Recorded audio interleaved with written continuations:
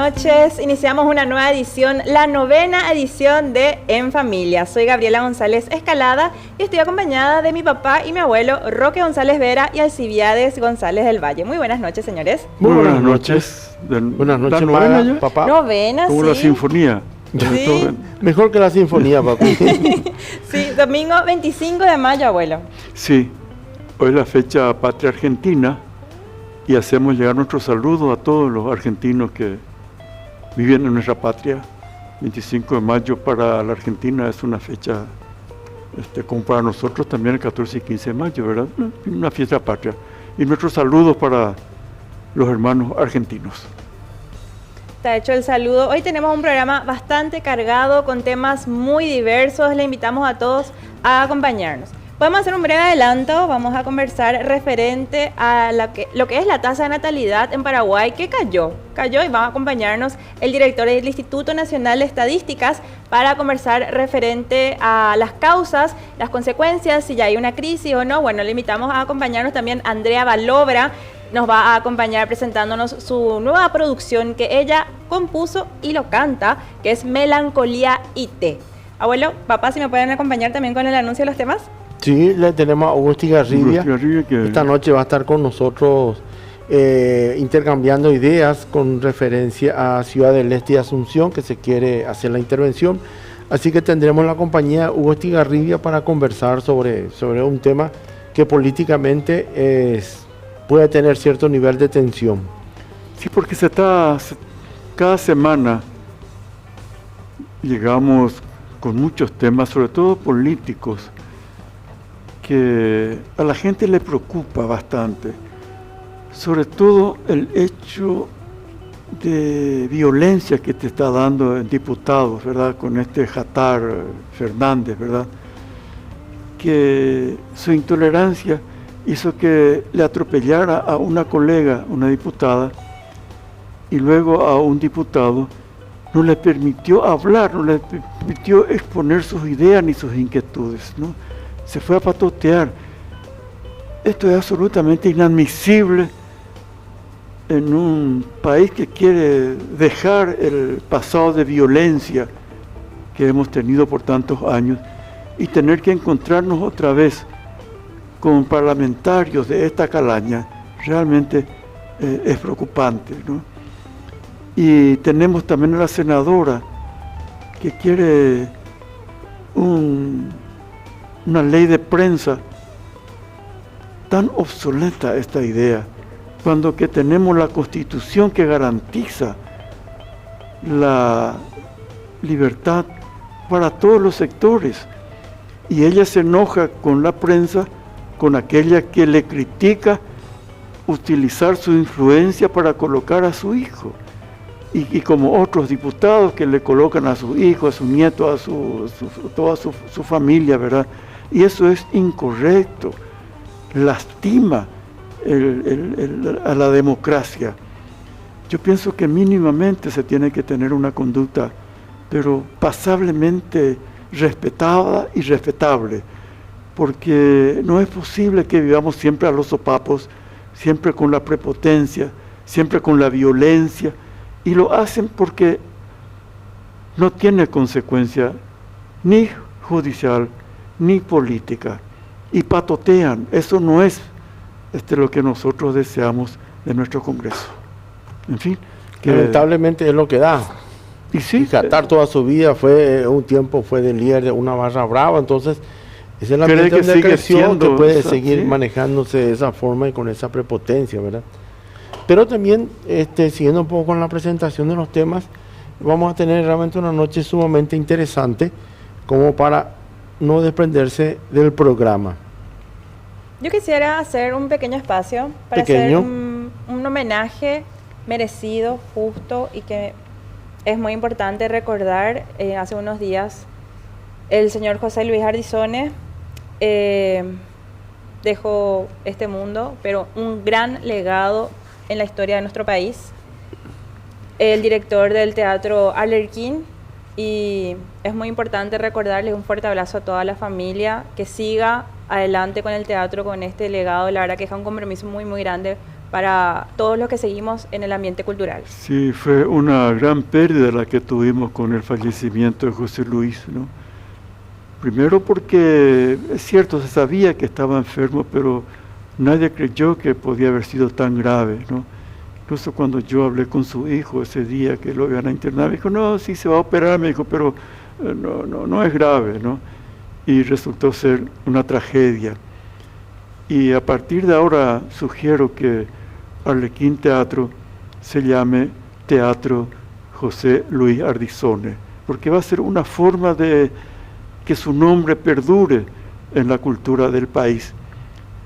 Le debemos mucho. Ese 2 de mayo que estuvimos contigo, ¿no? José Luis estuvo recordando sus 43 años de fundación de Arlequín, sí. Pero él ya vino de mucho antes. Yo lo conocí en 1974, cuando el Ateneo Paraguayo representó una obra mía, Hay tiempo para llorar, y José Luis era escenógrafo, y él fue el autor de la escenografía en esa obra.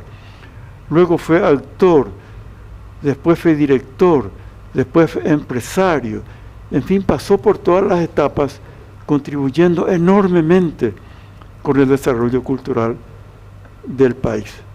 A José Luis le debemos muchísimo y, bueno, que en paz descanse, y para su familia, cristiana resignación. En fin, es lamentable lo de José Luis, ¿no? Pero como decías, abuelo, la función debe continuar también. Continuar, sí. La función debe continuar, porque los teatristas tienen esa frase que cuando alguien de su entorno o su familia muere, dice, bueno, la función debe continuar, y continúa, ¿no? De manera que Arlequín Teatro va a continuar. Sí. He visto que mañana, Domingo y Lucy van a presentar las últimas funciones de la obra de O'Neill. De modo que Arlequín Teatro va a seguir.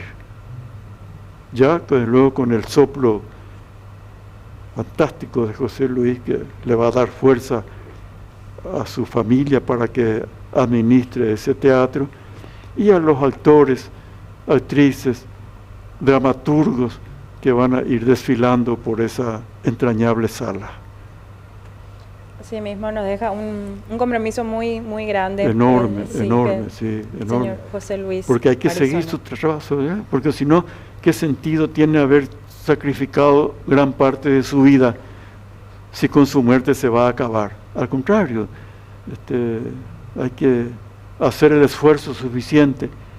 Al comienzo va a costar muchísimo por el dolor que uno siente, ¿verdad? Que desanima un poco llevar adelante estos emprendimientos, pero se va a superar este dolor y nos va a quedar el recuerdo maravilloso de José Luis, nos va a quedar su fuerza, su compromiso, su entrañable amor al teatro.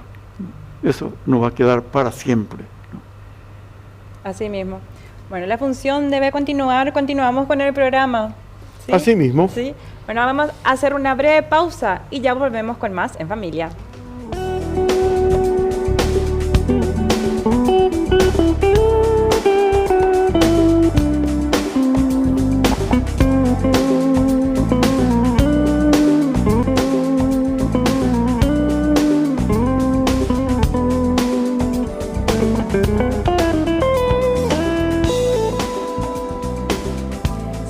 En familia, y ahora desarrollamos el espacio en Primera Plana y vamos a analizar el referente al nuevo precio de la tarifa de Yacyretá, un acuerdo que se logró entre los gobiernos de Argentina y Paraguay. Y para eso nos acompaña un especialista, él es investigador de la Universidad Nacional de Asunción, de la Facultad de Politécnica, él es Daniel Ríos. Muy buenas noches, gracias por acompañarnos. Buenas noches, muchas gracias por la invitación. Muchas gracias, y también a toda la audiencia.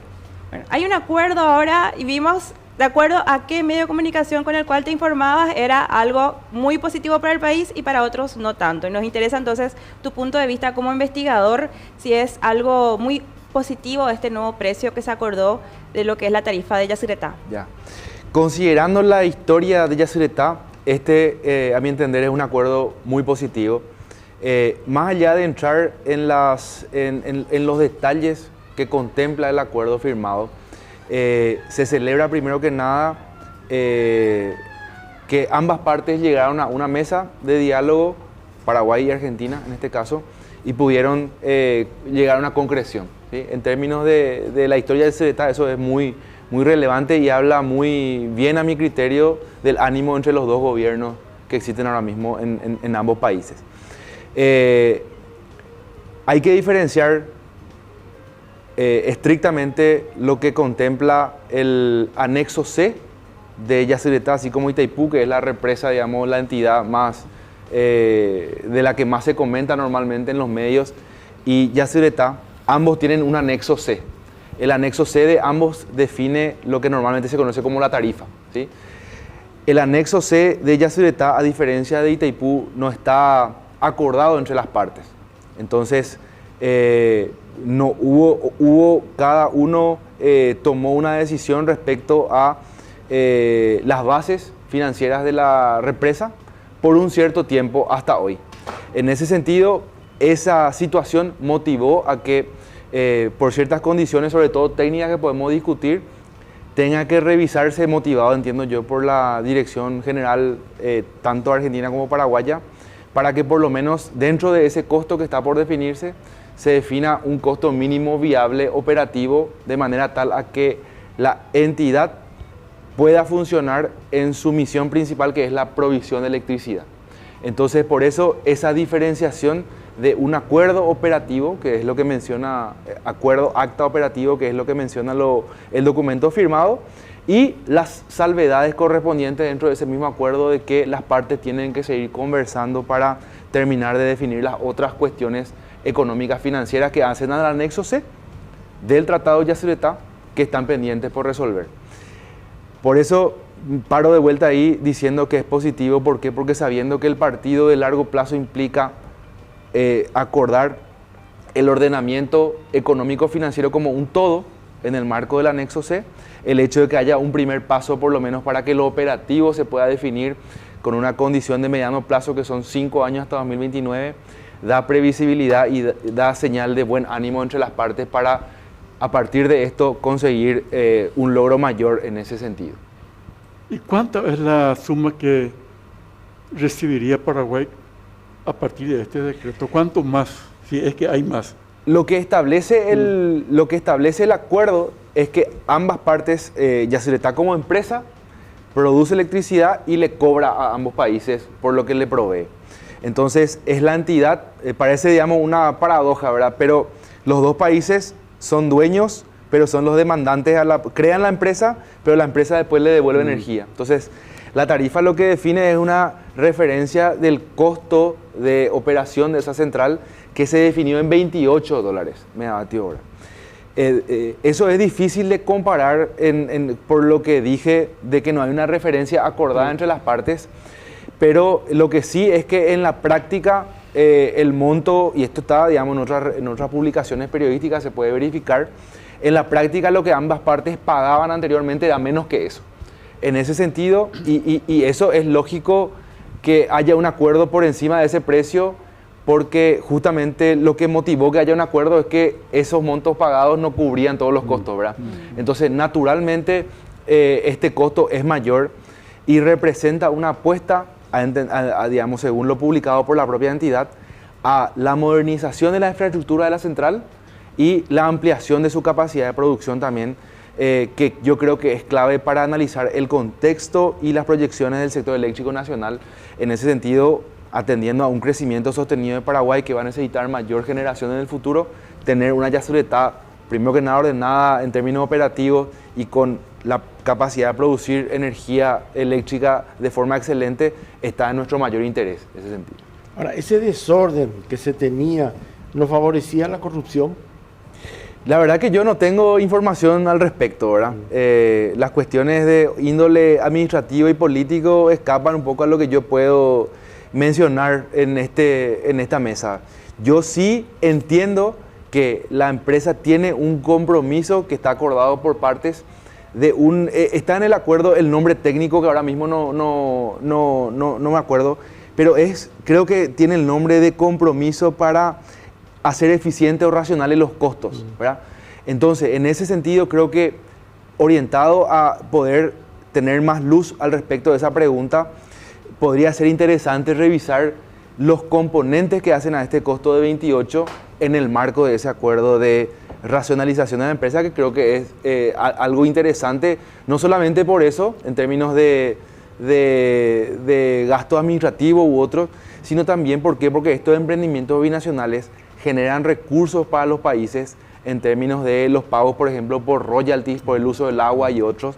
Entonces, conocer la estructura de costos creo que puede ser interesante para poder tener mayor precisión al respecto. Hasta el momento entiendo yo que solamente se tiene el monto global y de hecho el acuerdo también dice que hay como que un periodo de 15 o 30 días hábiles luego de la firma como para poder tener esa definición más precisa. Se espera que ese cálculo entonces es público. Yo entiendo que la entidad en el ánimo, porque estuve revisando información que es pública, que está en la web de Yacyretá, el compromiso dentro de la propia publicación de la entidad es el de publicar los avances en esta línea, sean de índole operativo o sea de índole de mayor envergadura. Entonces, yo entiendo que así como la otra represa de referencia que es Itaipú menciona y expresa los componentes que conforman su costo, yo entiendo que en el ánimo, digamos, de que los dos países también sigan con esta buena vecindad, se puede hacer lo más transparente posible. Ahora, nosotros a través del decreto de Milei nos habíamos enterado de los cambios que se registraron en la binacional, en Yacyretá. Paraguay tardó un poquito en reaccionar y hacer público ese documento. Yo no recuerdo ahora bien la hoja de ruta. Yo entiendo que este tipo de negociaciones se maneja con cierto tacto, eso sí, ¿verdad? O sea, cada parte y a través sobre todo de cada cancillería se manejan ciertos tiempos. Hay una cuestión, digamos, de trato y de hasta cierto resguardo de información hasta que esté acordado. Entonces, en ese sentido, yo desconozco qué es lo que motivó a que la parte paraguaya elija, digamos, la forma de publicación que eligió, ¿verdad? Nosotros nos basamos directamente en lo que se publicó en el decreto.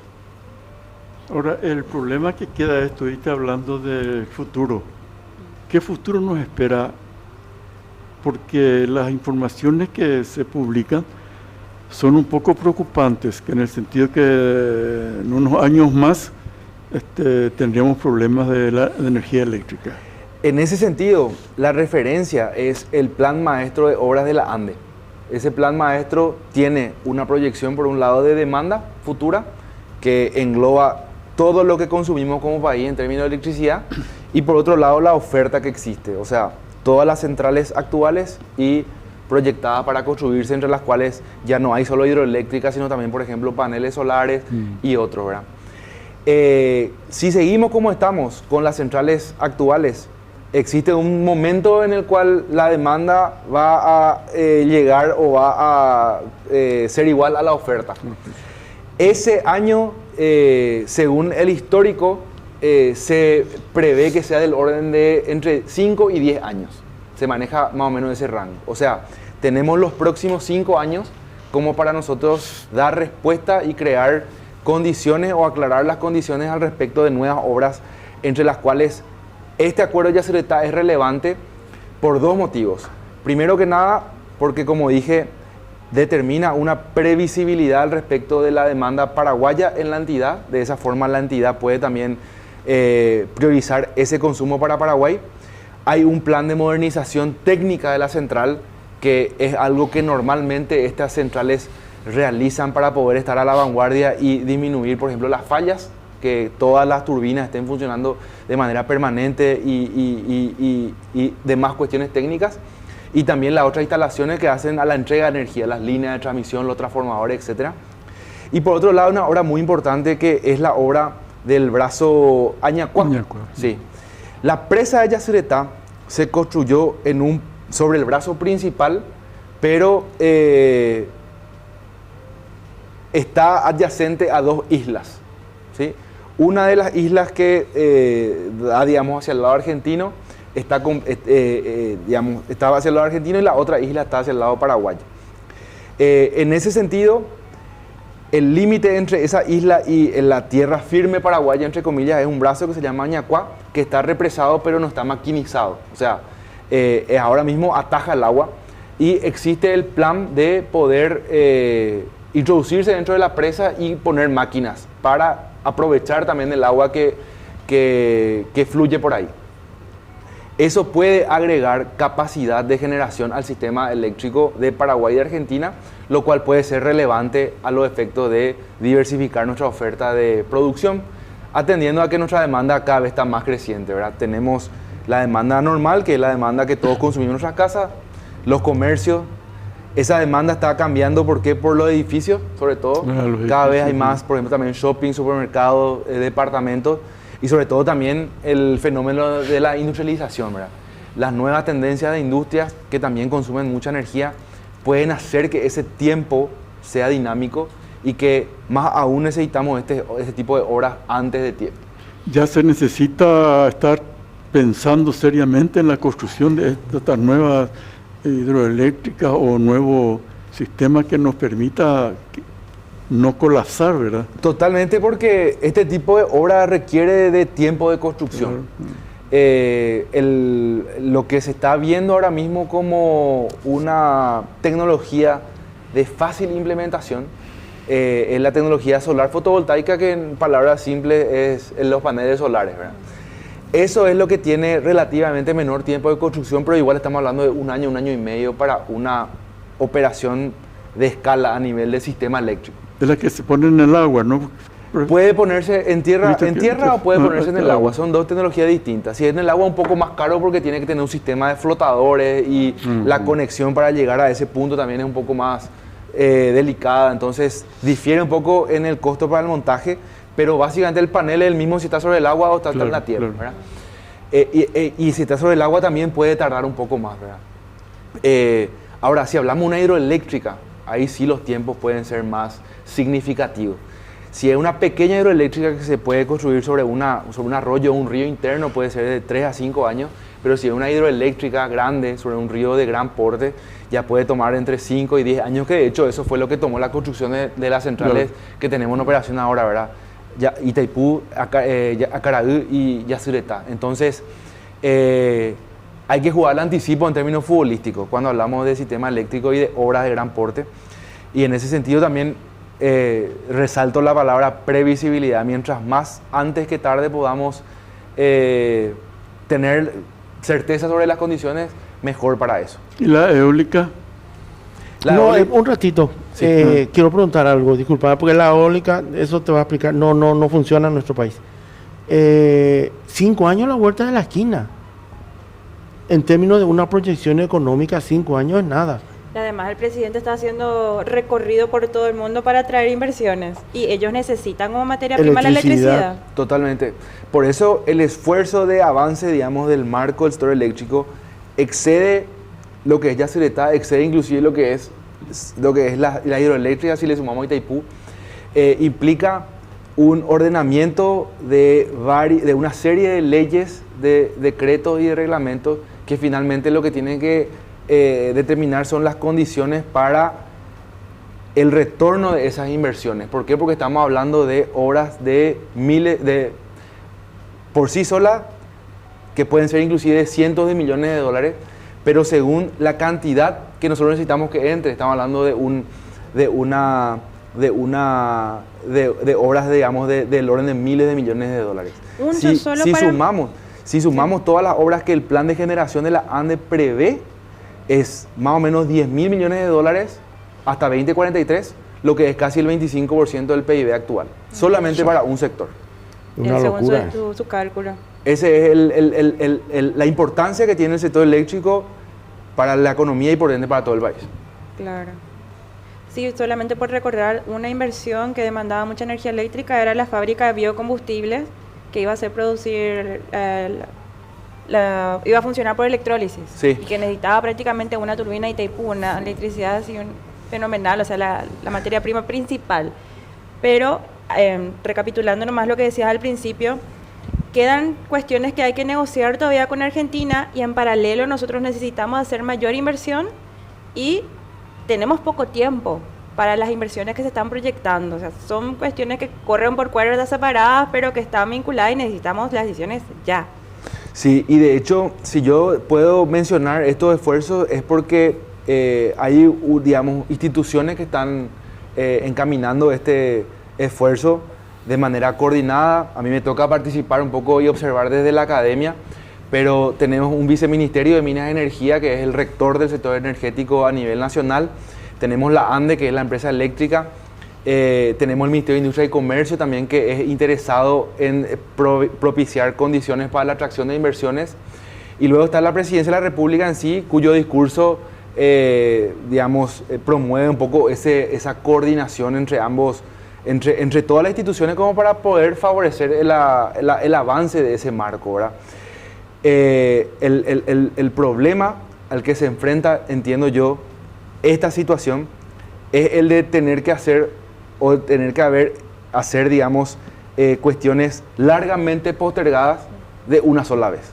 Entonces, eso, sin entrar a juzgar el pasado, exige que quienes estén ahora mismo tengan un nivel de coordinación y agilidad rápido para poder dar respuesta y que podamos todos anticiparnos a esta situación, ¿no? Cuando hablamos de un riesgo de colapso energético en el Paraguay, incluimos obviamente a ambas hidroeléctricas.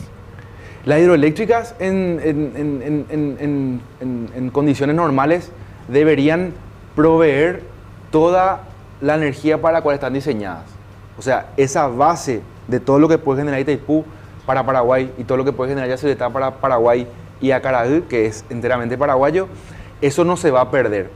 Lo que estamos hablando del colapso son cuestiones por encima de eso que evidentemente son sensibles. ¿Por qué? Porque uno siente evidentemente que al afectar a una parte del sistema le afecta a todo. Es difícil decidir dónde se va a cortar la electricidad. Entonces, por eso es que la planificación siempre considera el suministro de toda la demanda. ¿Por qué? Porque es imposible hacer una priorización de quién sí y quién no. Claro, quién sí y quién no. Entonces, en ese sentido, lo que sí puedo mencionar al respecto es que nosotros tenemos un esquema de demanda que es altamente estacional. En ese sentido, somos muy dependientes de los equipos de refrigeración. Normalmente cuando hace calor y en verano tenemos más demanda y son esas horas al año las que son críticas para recibir esa oferta máxima, ¿verdad? Estamos hablando del orden de 600 horas al año aproximadamente, las que corresponden al 10% de demanda mayor dentro de toda la demanda, contados todas las horas del año. Eso es relevante porque te permite ver la otra cara de la película, que es que la diferencia, que son casi más de 8.000 horas, todavía tenemos margen como para poder decidir qué hacer. Y ahí está la estrategia, ¿verdad?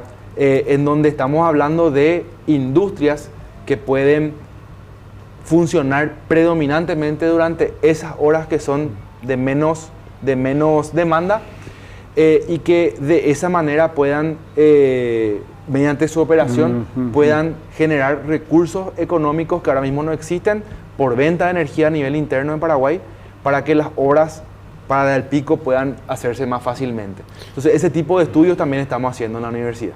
Mara había señalado algunos proyectos de elaboración de biodiesel, y a ese proyecto habría que sumar también de elaboración de hidrógeno. Totalmente. Entonces, solo biodiesel te va a consumir el equivalente a una turbina.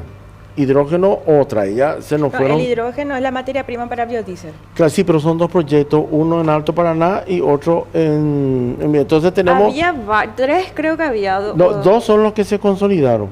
Y te imaginas, con dos proyectos ya tenemos dos turbinas menos. Bueno, eso de acuerdo a cómo quieren producir el hidrógeno. Una de las modalidades es con electrólisis y el otro puede ser a partir de gas. O sea, hay que ver.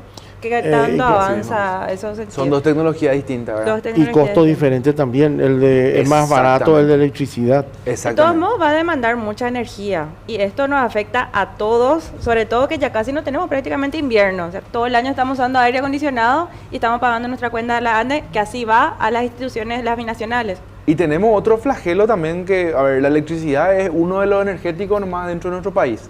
Tenemos otros dos que son igual o más complejos, que por ejemplo el combustible fósil, que el sector que más consume energía en el país es el sector transporte. Y ese sector transporte consume enteramente combustibles fósiles que son totalmente importados y son contaminantes, ¿verdad? Sí. Tenemos por otro lado el tema de la leña. La leña, la reforestación ahora está iniciándose en nuestro país con fuerza, pero sobre todo orientado a un negocio asociado a la celulosa, no con fines energéticos. La biomasa con fines energéticos es también incipiente.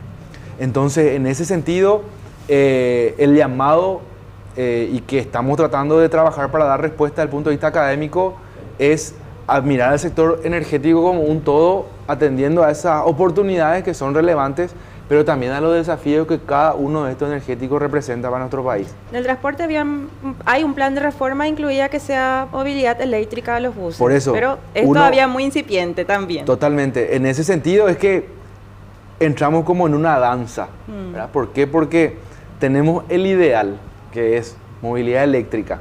Ahora, tenemos un recurso que es limitado y que queremos destinar en igual proporción a la movilidad eléctrica, pero también a la industria, pero también a las casas que están construyendo, a los shoppings, etc. Entonces, se convirtió en un bien preciado que estratégicamente debe ser usado, como lo es en todo el mundo, ¿verdad? Nosotros tenemos, entre comillas, un lindo problema, de vuelta en términos futbolísticos, vamos a tener varios jugadores que pueden solucionar problemas, ¿verdad? Porque nosotros tenemos un excedente sobre el cual decidir. Otros países son reactivos en el sentido de que este tipo de crisis les supera o les llega, digamos, sobre la hora. Y tienen que tomar ciertas decisiones que repercuten en la ciudadanía, encareciendo el nivel de vida y todos los problemas que conocemos. Es muy raro encontrar en el mundo un país que tenga tanto tiempo para decidir qué hacer, ¿verdad? Es un lujo que tenemos sin duda. Daniel Ríos, si lo aprovechamos, obviamente. Sí. En eso estamos. Muchísimas gracias por todos tus comentarios, la verdad que son muy interesantes. Aprendimos muchísimo. Sí, yo creo que tenemos acá tarea pendiente todavía de seguir conversando cómo se van tomando estas decisiones, cómo lo ve la academia, porque es una posición un poco más neutral, me parece, y una visión técnica. Entonces, bueno, creo que quedamos con esa tarea. Vamos a hacer una breve pausa. Muchas gracias. Gracias. Un saludo a la audiencia. Muchas gracias. Bueno, conversábamos con Daniel Ríos, él es investigador de la Universidad Nacional Asunción de la Facultad de Politécnica. Esto fue Primera Plana, hacemos una breve pausa y ya volvemos.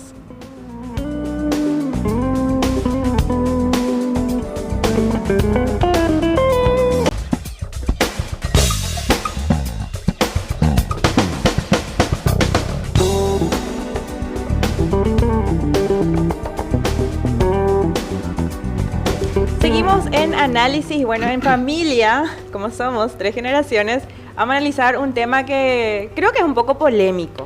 El hecho de la caída de natalidad según informe del Instituto Nacional de Estadísticas, el INE, y referente a los números, las cifras de cuánto es lo que cayó, por qué no hay más tantos bebés, por qué los hombres y mujeres deciden, dejar de lado un poco esto. Todo este complejo tema nos va a analizar el director nacional de estadísticas, Iván Ojeda, nos acompaña esta noche. Muy buenas noches, señor, muchas gracias por acompañarnos. Muy buenas noches, estimada Gabriela, un gusto, Roque, y por supuesto el maestro acá, muy honrado de compartir una mesa de trabajo contigo, Narcides, y por supuesto esa gran audiencia que siempre le sigue. Sí. Muchas gracias. Bueno, queremos saber... Un tema complicado que queremos tocar tenemos contigo. 2 aristas. Por un lado, saber cuánto, según los informes técnicos que ustedes tienen, cuánto cayó la tasa de natalidad. Fíjense que quedaron muy atrás los tiempos en donde nuestras abuelas tenían, por ejemplo, en la década del 50, 6 hijos en promedio, casi 6 hijos en promedio. La tasa global de fecundidad dice cuántos hijos, cuántos niños puede tener una mujer durante toda su vida fértil. A los efectos de la metodología, de 15 a 49 años de edad. En los 50, esto estaba un poquito más de 5, estaba casi en 6. Esto se vino manteniendo más o menos en esa línea hasta los 80, y a partir de los 90 en el Paraguay empieza a caer aceleradamente. ¿Por qué cae? Hoy, ¿en cuánto estamos? Hoy la tasa global de fecundidad en el Paraguay está en 2, aproximadamente en 2. O sea, 2 hijos por mujer durante toda su vida fértil en promedio es lo que van a tener. ¿Por qué ocurre esto? Por muchos motivos. De hecho, que es una corriente mundial también, un comportamiento de corriente mundial en el mundo, salvo África, en donde hay países como Senegal, por ejemplo, que siguen con una tasa por encima de 5 o 6. ¿Por qué ocurren? Primero, mayor educación, mayor acceso a sistemas anticonceptivos, a métodos anticonceptivos, el protagonismo de las mujeres en el mercado laboral.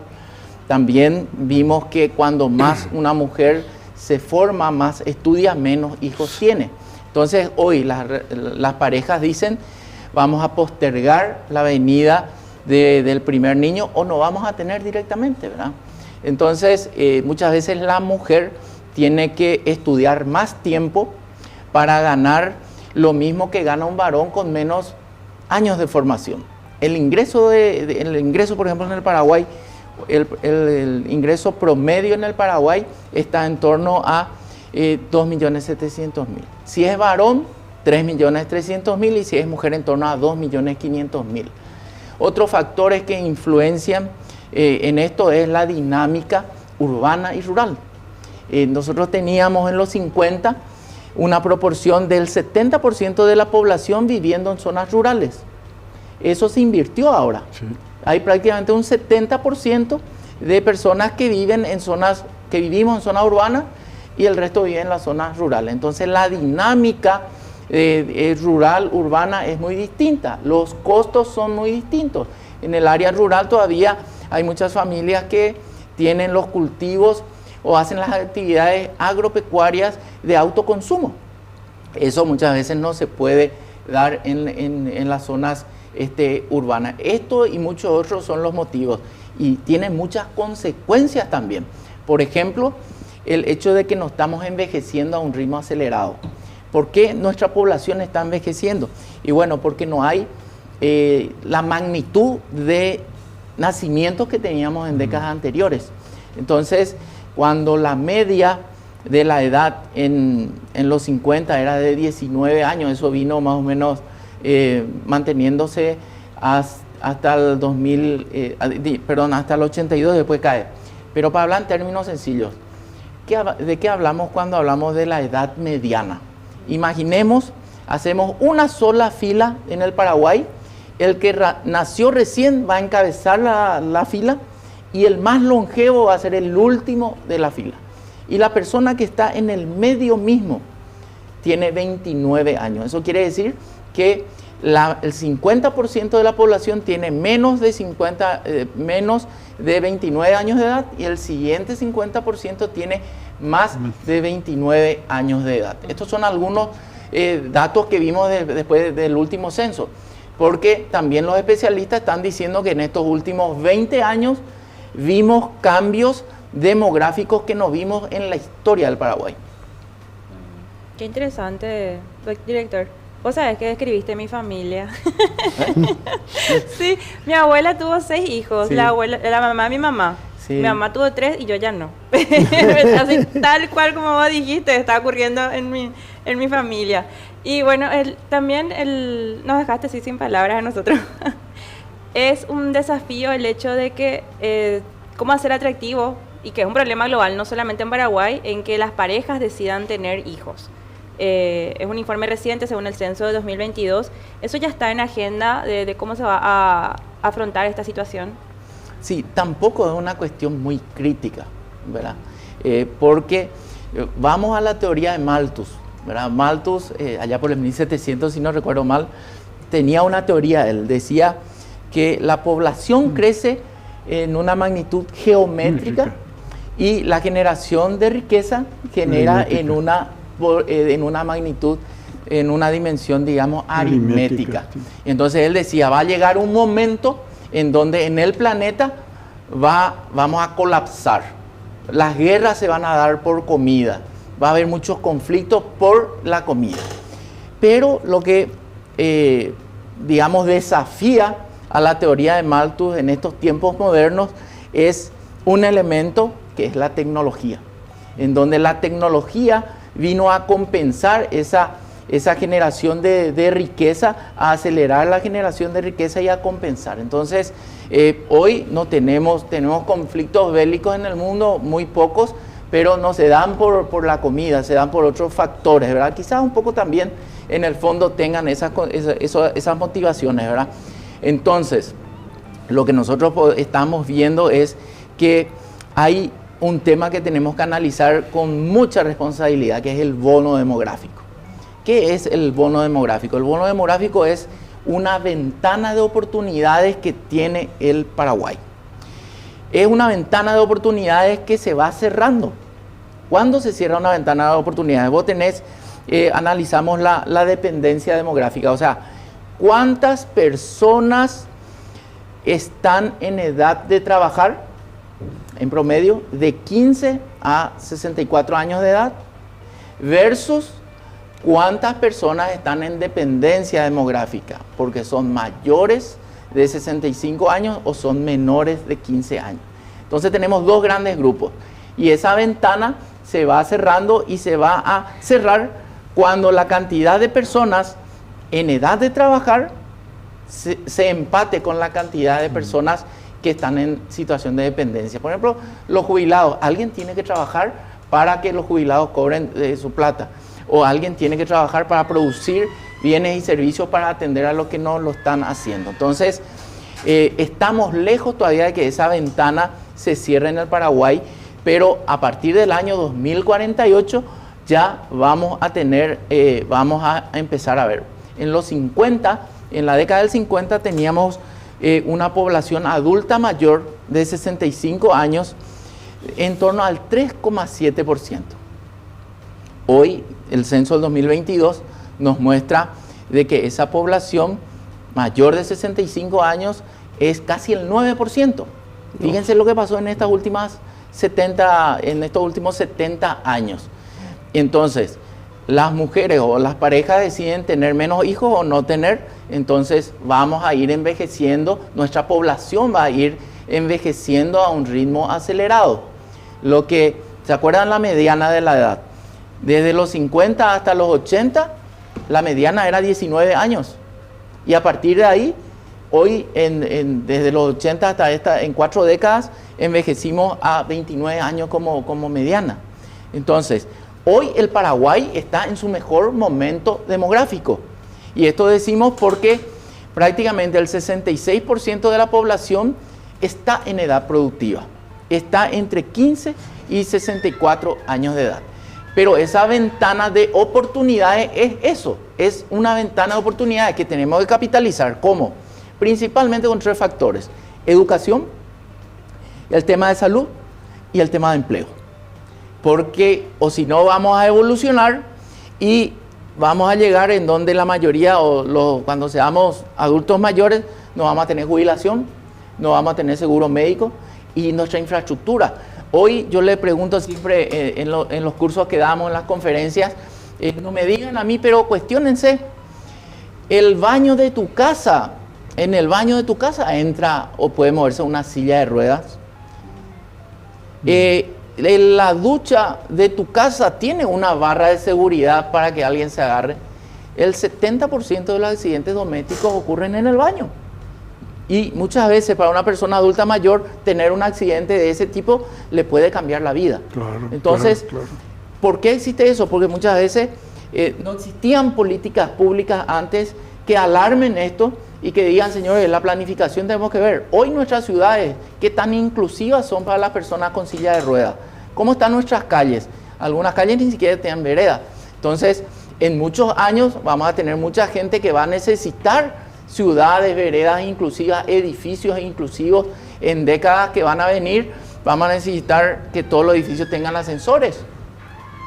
porque por las escaleras ya no se va a poder circular. Pero también hay un nuevo paradigma que se va a romper acá. Porque antes decíamos, bueno, la gente mayor se jubila, se queda en su casa, qué sé yo. Y eso no está ocurriendo. Porque hay muchas personas adultas mayores que están perfectamente en condiciones de trabajar y lo siguen haciendo. Acá tienes 2 ejemplos. Y entonces hoy surge la economía plateada. Yo ya estoy yendo hacia lo plateado por la cana plateada, ¿verdad? En donde dicen que hay que replantear el modelo para que los adultos mayores también tengan ocupaciones. Por ejemplo, tenerle al maestro Alcibiades dando un curso para periodistas. Ya formó 3 generaciones, ¿verdad? Pero esperamos mucho más todavía de vos, don Alcides. Pero digo nomás, tiene esa capacidad. O en demografía, experto, o en todas las ramas del mundo. Entonces, a eso tenemos que sumarle la revolución tecnológica. ¿Qué tanto va a desplazar a la mano de obra humana este avance de la inteligencia artificial que parece que está en todos lados? Hace rato que está en todos lados la inteligencia artificial. Hoy, porque el costo se abarató, tenemos un ChatGPT y podemos experimentar ahí. Yo soy un gran diseñador ahora, ¿verdad? Por ejemplo, me leí ¿cómo se llama? Me leí el Quijote, me sé el resumen del Quijote, de Hamlet y el infierno de Dante Alighieri en un fin de semana. Sí. Tener un resumen, ¿verdad? Entonces, esos son los milagros hoy de la tecnología.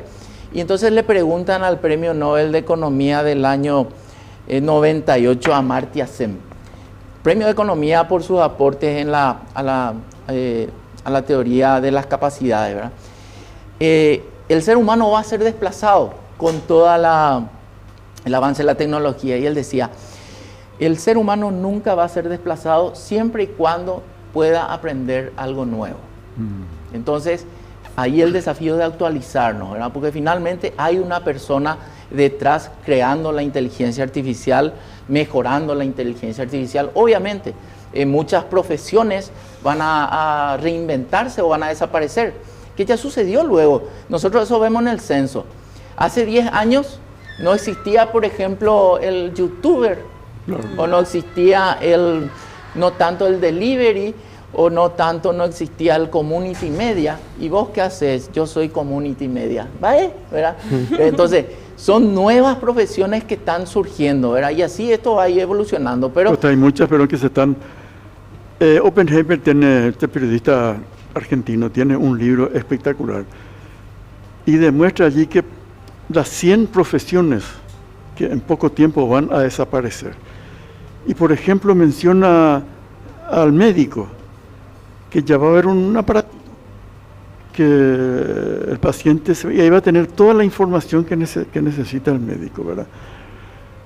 Y muestra allí en muchos países que ya prescindieron, por ejemplo, de los mozos para atender en los restaurantes. Lo hace ya la tecnología, ¿verdad? Sí. Y fíjate, en ese mismo libro también él habla, ¿qué estudia la población de los tigres asiáticos, creo que le llamó en el libro, y América Latina? En América Latina estamos 80-20. Sí. El 80% seguimos estudiando ciencias sociales. Y el 20% es ciencia, matemática, ingeniería, etc. Y los asiáticos están al revés, sí, ¿verdad? Sí. Están un 80% en ciencias, en matemáticas, y un 20% en ciencias, digamos, sociales, ¿verdad? Un abogado, yo puedo hacer un resumen de la Constitución Nacional y un análisis con cualquiera de las inteligencias artificiales o una consulta, ¿verdad? Ese es el ritmo al cual estamos evolucionando. Nosotros trabajamos con un organismo internacional que se llama París 21, que se formó para fortalecer las estadísticas. Ellos dicen que cada 2 años se genera la cantidad de información que se generó en toda la historia de la humanidad. Imagínense, ese es el ritmo al cual vamos. El Premio Nobel de Economía del 78, por su teoría de toma de decisiones y demás, Herbert Simon, decía que la riqueza de información genera pobreza de atención. Sí. ¿Cómo nosotros, nuestra pobre oficina de estadística, para llamar la atención del ciudadano con los datos de pobreza, desempleo, toma de decisiones, es mucho más desafiante? Y hoy con las redes sociales, si uno no llamó la atención de la persona en 3 segundos, en 4 segundos, fuiste, ¿verdad? No hablemos de los investigadores que están en otro rol, ¿verdad? Ahora, estos problemas que estuviste dándonos y son preocupantes, ¿ustedes trabajan con el gobierno? Sí, esa es una excelente pregunta, don Alcibiades, para que la gente entienda de cómo funcionan las oficinas nacionales de estadística. A nivel nacional, la ley que nos rige es la 6670, que nos da el rol principal de ser el rector de la producción y difusión de las estadísticas oficiales del Paraguay, con una visión de centralizar normativamente y una descentralización operativa. Esto no quiere decir que nosotros vamos a producir todas las estadísticas del Paraguay, pero sí la normativa, sí. Cómo tiene que estar codificado, cómo tiene que estar estandarizado. También nos da el rol de ser coordinador del Sistema Estadístico Nacional, conjunto de instituciones que generan algún tipo de estadística oficial.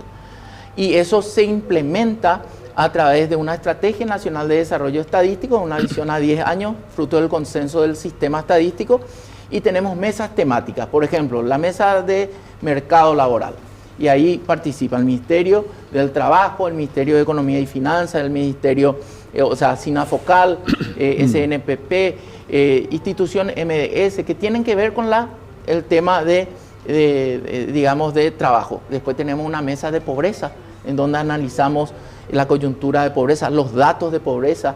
Los técnicos ahí observan, analizan, opinan, hacemos análisis de coyuntura. Entonces, de esa manera, el INE o la Oficina Nacional de Estadística mantiene un permanente relacionamiento con las oficinas de gobierno. Pero nuestra tarea no acaba ahí. Tenemos un muy buen relacionamiento con la academia, que son los grandes también potenciadores de la investigación en el Paraguay. Y también a través de ustedes, de la prensa, podemos comunicar para que el ciudadano ejerza el derecho constitucional de estar informado. Artículo 28 que compartimos con ustedes los periodistas, ¿verdad? Sí. Doctor, están ahora con una convocatoria también a investigadores. ¿Sí nos podría comentar detalles sobre eso? Sí, estamos con ayuda del Sistema de Naciones Unidas, el Fondo de Población de Naciones Unidas, haciendo una convocatoria a investigadores nacionales para que nos propongan 20 temáticas para explotar los datos del censo. La base de datos del censo es una base amplísima y riquísima, pero tiene que ser explotada. Entonces, por ejemplo, en censos anteriores se estudiaba la temática de, por ejemplo, lo que estabas hablando al principio del programa, el rol protagónico de la mujer en el mercado laboral. O otra temática, la fecundidad. O las comunidades indígenas. Tenemos también el cuarto censo indígena, nosotros 140.000 hermanos indígenas aproximadamente hay. Otra temática que, por ejemplo, ¿qué pasó con la migración? En los 20 últimos años salió más gente del Paraguay de la que entró, en más de 500.000 personas. Los 4 destinos más elegidos son Argentina, Brasil, España en segundo lugar y Estados Unidos. Entonces, temáticas como esas son las que se van a investigar y esperamos que para el año que viene ya tengamos listos estos estudios. ¿Y esto sería para cuántos investigadores? Para invitarles también a aprovechar este espacio. Para todos los investigadores, nosotros a través de nuestras redes sociales, estamos en TikTok, por ejemplo, ¿verdad? Entonces, Instagram o la página web del INE, ¿verdad? ine.govcorta.py o en cualquier buscador de internet, Instituto Nacional de Estadística, y pueden entrar y ver cómo postular las temáticas. Luego vamos a hacer un llamado, va a ser el Fondo de Población de Naciones Unidas, un llamado abierto para que todos los investigadores se postulen y ellos van a seleccionar quiénes van a investigar. Y esto se va a pagar con fondos del censo para enriquecer ese acervo de investigación que podemos explotar del censo. Y esto no hay un tope de cantidad de investigaciones, sino de acuerdo al tema que se propone para las investigaciones que van a ser seleccionados. Van a ser seleccionados y la limitante, yo siempre le digo a la gente cuando me pide aumento de salario, ¿verdad? Yo no soy el jefe es el presupuesto, ¿verdad? Lo que no está en el presupuesto no existe. Entonces, tenemos presupuestado hasta 20 temáticas. O sea, un investigador por cada tema sería. Sí, o grupos, o entidades, o facultades, o centros de investigación. Va a ser un gran aporte. Va a ser un gran aporte al CIADE, va a ser un gran aporte. Porque van a ser personas estudiosas que conocen la problemática y tendrían la forma de resolverlo, ¿verdad? Totalmente, y también aporta transparencia al instituto, porque van a acceder a nuestra base de datos, van a poder explorar la base de datos, y en cada estudio, en cada presentación, vemos que este último censo fue uno de los más robustos en 70 años. El último censo fue en el año 2022. 2022. El Paraguay tiene una tradición de censos de 70 años.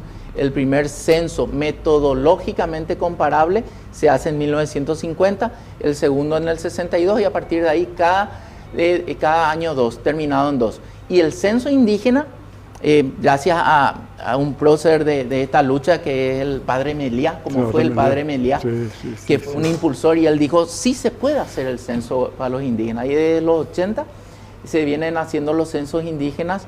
Y este fue el cuarto censo indígena. 140.000. 140.000. Sí.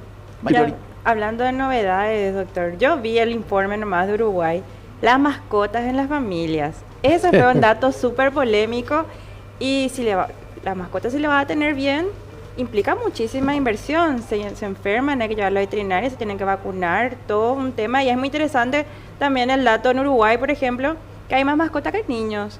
Sí, ese es un datazo. Nosotros hablamos con nuestros colegas del Uruguay, del INE de Uruguay, y les decíamos, ¿cómo ustedes logran meter una temática así? Porque acá si es que imagínate, vas a medir cuántos animalitos tienen las casas, vamos a generar toda una polémica, etcétera, etcétera, ¿verdad? En este mundo de la confrontación. Interesante, ¿eh? Sí.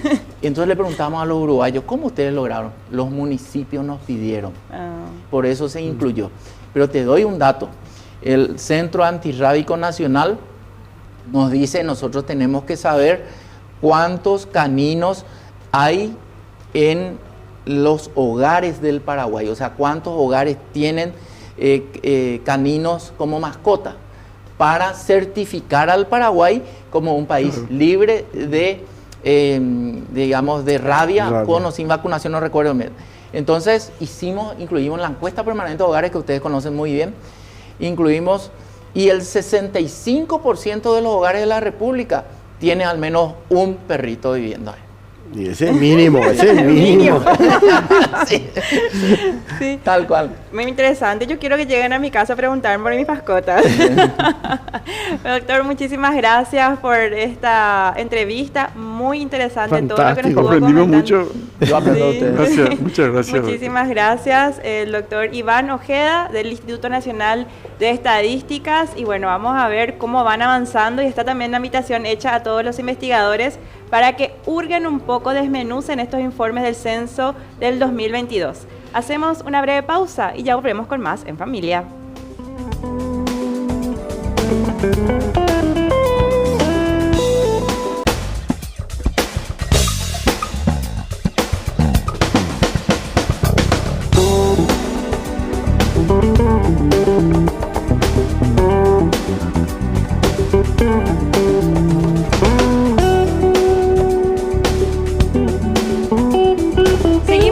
Familia, y ahora bueno, nosotros tenemos un invitado que ya es de la casa. Varias veces nosotros conversamos con él en nuestro programa de radio que se emite los jueves, y hoy le tenemos aquí en Unión TV el señor Hugo Estigarribia. Él es abogado constitucionalista. Muy buenas noches. Muy buenas tardes, noches, un placer, encantado. Muchas gracias. Estar con gracias por tu un gran saludo a la audiencia. Visita nuevamente. Felicidades por los nuevos estudios. Muy para lindo, nosotros es una evolución acá. Una involución. Un placer para nosotros siempre tener y escucharte. También nos ilumina bastante siempre tus comentarios. Muchas gracias. El tema que hoy queremos analizar contigo es la intervención de los municipios de Asunción y Ciudad del Este. Algunos dicen que es inconstitucional el pedido de la Contraloría y otros que no. ¿Cuál es tu opinión? Bueno, de acuerdo a la Constitución, el artículo 165, numeral 3, establece la posibilidad de pedido de intervención del Poder Ejecutivo con dictamen de la Contraloría General de la República ante graves hechos de irregularidades detectadas por la Contraloría. Yo no he leído el dictamen de la Contraloría, pero constitucionalmente está cumplido el primer paso para una intervención que es el dictamen de Contraloría numeral 3. Ahora, ¿eso no quiere decir que no esté contaminado de política? Bueno, ese es otro asunto, pero desde el punto de vista constitucional está cumplido. Después que hace el Ejecutivo, también está en el 165 en el encabezado, el Poder Ejecutivo recibe eso, ¿verdad? Y vamos a recordar el procedimiento de intervención del municipio de Ciudad del Este, ¿verdad? Que de ahí el Ejecutivo remite a la Cámara de Diputados y la Cámara de Diputados decide o no la intervención. Eso dice también el 165. Sé que puede rechazar. Sí, o sea, puede rechazar también. Entonces hay que ver, para mí el procedimiento constitucional está cumplido. Ya. Yo creo que es un poco fanatizado o ignorante, es decir, que el procedimiento constitucional no está cumplido. O sea, acá hay que mirar, yo tengo que mirar como abogado primero esto y decir que está cumplido ese procedimiento. Ahora, obviamente después las aguas se dividen entre que uno es pro-gubernista y el otro es opositor, ¿verdad? Y las motivaciones obviamente no le favorecen al Contralor porque el Contralor es colorado, que es lo que siempre antes se buscó preservar, dándole a la oposición al gobierno la Contraloría, ¿verdad? Por ejemplo, a Iraldi, gobierno colorado, ¿verdad? Creo que Iraldi en una época del gobierno de Lugo siguió siendo Contralor, pero ya al final de su mandato, ¿verdad? Con Iraldi, estuvimos con Roque en una reunión, en una cooperativa, estaba a Iraldi, y salió a decir él que la Contraloría no tiene ningún peso, que ya había enviado a la Fiscalía como más de 100 documentos. Claro, porque la va a la Fiscalía y la Fiscalía muere. Y la Fiscalía encajona. Encajona, claro, y ahí muere el procedimiento. Eso es una realidad. Por eso digo, pero acá partimos de una cuestión. El Contralor es del mismo partido del gobierno. Entonces, obviamente, después cuando el Contralor sale con una cosa como esta, hay una presunción de que va en contra del opositor. Sí, pero y más si es un eventual candidato a presidente, ¿verdad? Hay un antecedente que el presidente del Congreso, Bachi Núñez, había condicionado la intervención de la Municipalidad de Asunción si también se interviene Ciudad del Este. Claro. Bueno, eso, por ejemplo, genera... Hay cargos en los cuales hay que cuidar las formas. La mujer del César no solamente debe ser, sino aparentar ser. ¿Y qué pasa con el Contralor? Que él estuvo muy cerca del Poder Ejecutivo, en actos, en reuniones, en reuniones de confraternidad, que es lo que la oposición acusó, ¿verdad? Aparte de ser colorado. Si el Contralor hubiera mantenido una distancia mayor del oficialismo, del sector, incluso yo tengo la teoría que el Contralor tiene que ser una especie de ministro de la Corte, bien alejado, y que los ministros de la Corte también, el Poder Judicial no puede estar en las cumbres, por ejemplo, porque su labor es aplicar la ley, impartir justicia. Y bueno, lo mismo pasa con el Contralor. Uno puede confraternizar con el controlado. Entonces el Contralor, aparte de ser colorado, dio señales de estar muy cerca del oficialismo.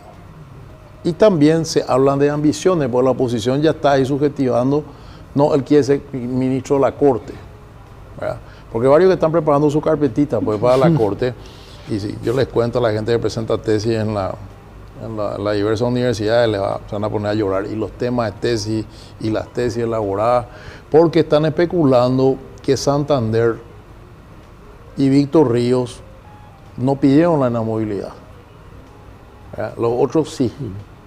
Se autoasignaron en un toma y daca, ¿verdad? Se inhiben en un disparate que invento que es la declaración de certeza constitucional, que yo critiqué. Primero, la inamovilidad no existe. Vos fuiste constituyente, sabés que 3 periodos tendrían que ser, o sea, 1 designado y 2 confirmados para ser inamovible, pero se agarraron del artículo de los 75 años y bueno. Y la verdad que la redacción no fue muy feliz tampoco nuestra, porque estábamos con los apuros de terminar la Constitución. Se aprovecharon de eso, de que la Corte interpreta y se declara inamovible. Bueno, estos 2 señores no pidieron hasta ahora, por lo menos que sepamos. Generalmente no sabemos ya cuando sale el fallo, ¿verdad? Pero Río había dicho que iba a estar por 5 años. Claro. Pero claro, él dijo eso. Muchos dijeron que iba a estar por 5 años. Lo había dicho Blanco, ¿verdad? Lo había hecho también la Módica. Llegaban los 5 años y después cambian porque dicen que leyeron mal la Constitución. O sea, siempre hay algún argumento, una confusión. Pero ¿qué sucede? Están calentando motores 2 cartistas, porque tienen mayoría en el Consejo de la Magistratura, en el Senado, el Poder Ejecutivo. Entonces, están calentando motores para ir a esos cargos. Y se habla del Contralor también, ¿verdad? Se habla del Procurador también, de Marco Aurelio González Maldonado, entre paréntesis, que ahora inconstitucionalmente está ocupando la condición de vicedecano, ¿verdad? Que es una declaración que yo hice, ¿verdad? Que no podía ser vicedecano, o sea, es nulo su nombramiento como vicedecano, porque él no exhibió una copia de resolución de la Corte por la cual planteó una inconstitucionalidad contra la ley que lo impide, ¿verdad? Y todas las resoluciones que van a venir del Consejo Directivo de la Facultad a partir de ahora pueden ser cuestionadas por los profesores, por los afectados, porque van a ser nulos las sesiones que él esté.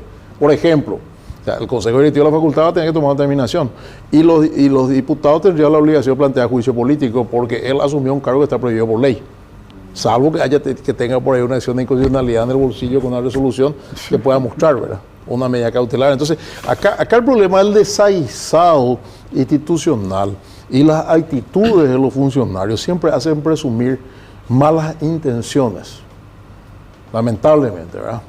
Entonces yo creo que, ahora, también quiero reflexionar un poco sobre las reacciones, ¿verdad? Yo puedo presumir que el oficialismo no lo quieren aprieto como un eventual precandidato, puedo presumir, pero ¿por qué yo voy a estar tan en contra de que se controle? Claro. ¿Verdad? O sea, también, ¿qué mensaje también tiene que dar? Y ahí miro un poco la faceta política que tengo. ¿Qué mensaje tiene que dar la oposición? No me controles. No quiero que me controles. Claro. No. Quiero que me controle y voy a salir airoso. Ese es un mensaje. Ahora, y un riesgo. ¿Quién te controla? Claro, ¿quién te controla el problema? ¿Verdad? Sí. Te controla. ¿Quién es el interventor? ¿Quién te va a decir el interventor? El Poder Ejecutivo. ¿Verdad? Sí mismo. Entonces, claro, ahí está el problema, ¿verdad? El desmadre institucional, ¿verdad? El copamiento y la falta de buen cumplimiento de los roles de los actores políticos que tenemos genera desconfianza, ¿verdad? Entonces, por ahí vamos, ¿verdad? Entonces yo quiero darle un poco matices también a este asunto, porque por un lado hace rato se habla de lo Nenecho, ¿verdad? Entonces, bueno, lo de Nenecho era medio cantado, pero lo de Prieto no. Y justo salió Bachi Núñez a decir eso, y el Contralor anda muy de buenas migas con ellos, actos públicos, sonrisas, abrazos, etcétera, etcétera. Entonces se presume que es una indicación de Bachi Núñez, ¿verdad? Entonces, yo creo que se contaminó mucho el proceso de intervención. Incluso te diría más, en política suelen decir que cuanto más víctimas sos, más creces electoralmente. Yo creo que Prieto políticamente puede capitalizar esto para potenciar su figura como un perseguido, ¿verdad? Electoralmente en el futuro, si es que no hay consecuencias. Por ejemplo, si lo separan, si se da la intervención, que yo creo que se va a dar, sí, por los números que veo, ¿verdad? Parece que sí. Parece que también se va a dar lo en el hecho, porque el oficialismo va a quedar muy mal parado si le da solamente la intervención de la administración de Prieto y no la de Nenecho. Ahora, ¿cómo queda la oposición si vota a favor de Nenecho pero no lo de Prieto? Esa es la pregunta que también hay que hacerse. Sobre todo teniendo en cuenta que hoy, por ejemplo, vi una sentencia que hubo de un ministro de la niñez en la época de Lugo, de Franco, ¿verdad? Una sentencia que hubo también contra el ministro de Agricultura de la época de Lugo, ¿verdad? O sea, ¿hasta dónde siendo opositor vos podés negarte a que se intervenga un municipio si tu administración fue limpia? O sea, al contrario, es una actuación difícil de medir a futuro de las consecuencias que puedan tener. Lo que pasa es que ahora se satanizó totalmente al Contralor, ¿verdad? Yo escuché incluso antes de venir unas declaraciones donde decía él que él se sorprendió de la reacción del PLRA. Lo que pasa es que él debería haber actuado de otra manera. Repito, y lo digo con buena onda al Contralor, ¿verdad? Porque lo conozco en la facultad. El suegro del Contralor es un gran liberal, Picón Vargas Peña. Sí, Picón Vargas Peña es el suegro. Está casado con la hija de Picón, dirigente liberal, fue presidente acá del Comité Liberal acá de Villamorra, que es el presidente de los Huascos en Paraguay. Todo queda familia. O sea, él está casado con una liberal. Pero el hijo más inteligente, entonces. No, este es yerno. Este está casado, él está casado con una liberal, ¿verdad? Entonces yo le conozco, pero él tenía que haber mantenido la distancia, cuidado la forma. Yo creo, antes de esto, ¿verdad? Si él va a actuar tan draconianamente contra un sector adverso a su partido, ¿verdad? Porque él es colorado, ¿verdad? Tendría que haber mantenido una distancia brutal del oficialismo, claro, de este gobierno y el anterior, porque es colorado. Y hay que acordarse que él hereda el cargo de Contralor, sí, ante la destitución del inicial Contralor, sí, Contralor, y después para este periodo recién él es electo, y su subcontralor es el que era secretario privado de Federico Franco. Pilarense también en Ñembucú como Víctor Río. Tienen poder los ñembuqueños en este momento. Aliana, Víctor Río, el subcontralor, ¿verdad? Entonces, yo les cuento nomás que el no haber guardado las formas acentúa la sospecha. La sospecha es que el Contralor está haciendo funcionar el oficialismo, más lo que dijo Bachi Núñez. Entonces, hay un juego político fuerte acá. Incluso los propios opositores que le quieren competir el lugar a Prieto, digamos, para la candidatura, le están denostando. Por ejemplo, Payo Cuba yo estoy viendo que le está dando Facebook todos los días, porque hay rivalidades de Ciudad del Este, pues Payo dice que él le apoyó para intendente a Prieto y que Prieto después le traicionó, ¿verdad? O sea, ya se pasan facturas entre la oposición. El PLRA le ve a él como el eventual candidato ante la falta de candidato potable de perfil nacional fuera de la estructura liberal, le ve eventualmente a Prieto, ¿verdad? Entonces sale el PLRA con pedido de juicio político, ¿verdad? Porque te veía la estructura, nosotros vamos a hacer el gobierno y vamos a ser el presidente, más o menos lo que yo hice con Lu y le salió mal, ¿verdad? Entonces ya vemos también nosotros oportunismo políticos a favor y en contra. No, eso la gente el curulado, el que roba también es, claro, también claro, es, ¿verdad? Ahí está, lo sacaría, nosotros fuimos víctimas, ahora nos toca vengarnos, ¿verdad? La venganza dulce, como el chinito tenemos que esperarnos más pacientes que pase nuestro enemigo y le caemos ahí, ¿verdad? Justo están los dos Zacarías con los tres, porque Sandra también y Rocío, la esposa, están todos con Carte, con la TC, ¿verdad? Entonces se surgen una cantidad de situaciones a consecuencia de una actuación que debería ser institucional, constitucional, no contaminada, si el actor político o el actor burocrático, que sería el Contralor, hubiera mantenido una distancia prudente. Incluso el Poder Ejecutivo tendría que haber cuidado de esa forma, ya que van a apoyaron a un Contralor de un signo político del mismo partido, le hubiera mantenido distante siempre.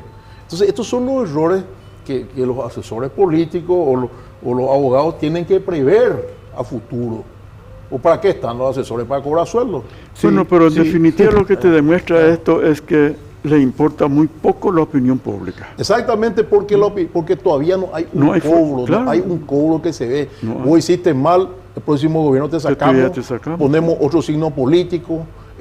No hay mayoría para sacarle, por ejemplo, al Contralor, ahora que se va a plantear el juicio político teóricamente no hay mayoría, se ríen, violan la Constitución porque no hay mayorías. En el caso del procurador, por ejemplo, sabe que no hay mayoría para sacarle por juicio político, entonces, o tiene mayoría en el Consejo Directivo de la facultad, entonces nadie le va a sacar. Entonces hay impunidad.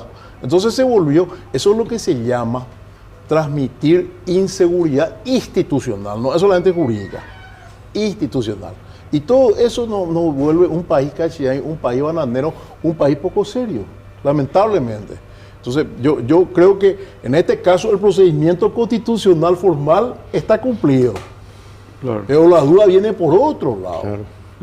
Pero no es el único caso. No cuidan la forma en absolutamente de nada. Son demasiado alevosos. Es la soberbia, la prepotencia. Claro, porque la manera que se manejan de atropellar todo, ¿verdad? Por ejemplo, vimos esta ley de criadazgo, ¿verdad? Sí. Dice que es un factor antinatura, que es contra la cultura. Pero sale el ministro, la niñez y la adolescencia, le dice que va a presentar otro proyecto. Su propio ministro. O sea, el oficialismo rechaza y el ministro del Poder Ejecutivo del mismo equipo político le sale y le dice lo contrario. ¿En qué quedamos? ¿Verdad? Es cierto que el criadazgo es una cuestión muy cultural de la gente, la niña que viene del interior o el niño que viene del interior que le da al capitalino o al citadino en las capitales departamentales, es cierto, pero la tergiversación del criadazgo es el problema, ¿verdad? Que so pretexto de cuidarle a esa criatura, le vuelven empleada doméstica o chofer o ordenanza o esclavo sexual o esclavo laboral. ¿Verdad? Está tipificado también en la ley de pero el equipo del oficialismo tiene que discutir en su ámbito primero. Y los senadores oficialistas, porque yo tuve la suerte o la gracia de ser senador opositor. El senador opositor tiene el rol de opositor. Pero si vos sos oficialista, tenés que coordinar con el gobierno, que es de tu signo, las leyes que vas a presentar, los proyectos de ley que vas a presentar y que vas a aprobar o rechazar. ¿Verdad? Y eso no se ve. No hay planificación alguna. Entonces, ¿para qué está el ministro de Niñez y la Adolescencia si los senadores van a hacer cualquier cosa? Y el ministro le va a tener que contradecir. Por eso yo veo que acá hay mucha irresponsabilidad en el manejo de la función pública, del ejercicio de la política, y no hay cobro, no hay costo. Y no hay costo porque aumenta la clientela que depende del Estado y de los políticos para que esa clientela le mantengan el poder. Entonces es un círculo vicioso que nunca se acaba, ¿verdad? El huevo o la gallina. No se sabe cuál es peor o cuál es mejor, ¿verdad? Entonces, aprovecho nomás para hacer una reflexión amplia, ¿verdad? Sí, bien amplia. Por eso te trajimos. Sí. Están cumpliendo tu función, etcétera. Pero yo entiendo eso. Por ejemplo, a mí me dicen, pero los colorados apoyaron el juicio político del Lugo. Un momentito le digo, ¿yo qué era? ¿Oposición o gobierno? Oposición. Como opositor, juicio político del Lugo. ¿Quién es el responsable de la destitución del Lugo? Su aliado en el oficialismo, el PLRA. El opositor cumple su rol de opositor, ¿verdad? Cuestionado o no, pero cumple su rol de opositor. Y el oficialismo. Por eso cuestionamos los 10 senadores o 9 senadores opositores que se pasaron al oficialismo.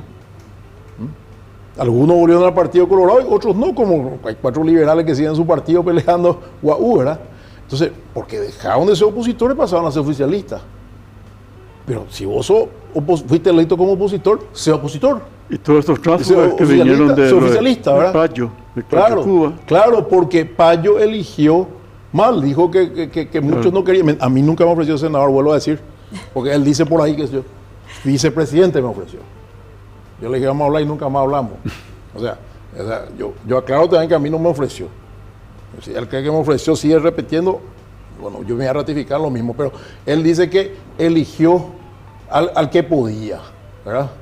Y tal vez, ¿por qué muchos a lo mejor le dijeron que no fue mi caso? Yo no le dije ni sí ni no, el famoso ni. Vamos a hablar, nunca más hablamos, ¿verdad? ¿Por qué a lo mejor? Y por el estilo de hacer política él. Sí. Si él te dice que yo quiero hacer una dictadura, eso Payo tiene que cambiar, para que estamos conversando con su sector. No tiene que hablar más de dictadura, porque la dictadura no está prohibida por la Constitución, ¿verdad? Y no vamos a volver más a una dictadura, ¿verdad? Si ya nosotros somos constituyentes y no vamos a volver más a una dictadura, ¿verdad? Ni aunque quieran disfrazar de dictadura en la democracia, no vamos a permitir, ¿verdad? Yo creo que el pueblo se va a levantar. Entonces, tiene que tener otro discurso y otra manera de encarar la política para que la gente seria le considere en la lista. Y lastimosamente eso no pasó, entonces este es el resultado, ¿verdad? Tenemos estos legisladores que propuso él, y también tiene responsabilidad el PLRA en lo que se pasaron. También tiene responsabilidad el Pachaquería en haberle postulado apenas un hombre vinculado a negocios del poder. O a Kemper, que tenía un origen empresarial y responsabilidad de los sectores políticos que propusieron. Dicen, no, nosotros no tenemos la culpa que él sea tráfugo. Tienen la culpa, porque cuando vos vas a aprobar una lista de candidatos, primero, el primer sedazo, tenés que ir viendo quiénes van a ser tus candidatos. Esa es la responsabilidad de la dirigencia política. Y no porque tiene plata, o porque va a serme leal, ¿verdad? Va a decirme sí señor, a lo mejor le elijo a cualquiera que está en el semáforo. No, la responsabilidad política se debe ejercer desde el liderazgo, ¿verdad? Entonces, en ese sentido, te digo nomás, acá en Paraguay nos falta mejorar muchísimo la calidad de los políticos, pero muchísimo.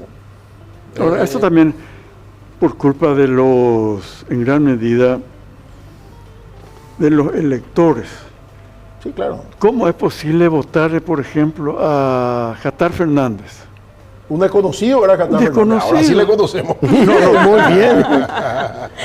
Sí, es que hacían muchas promesas.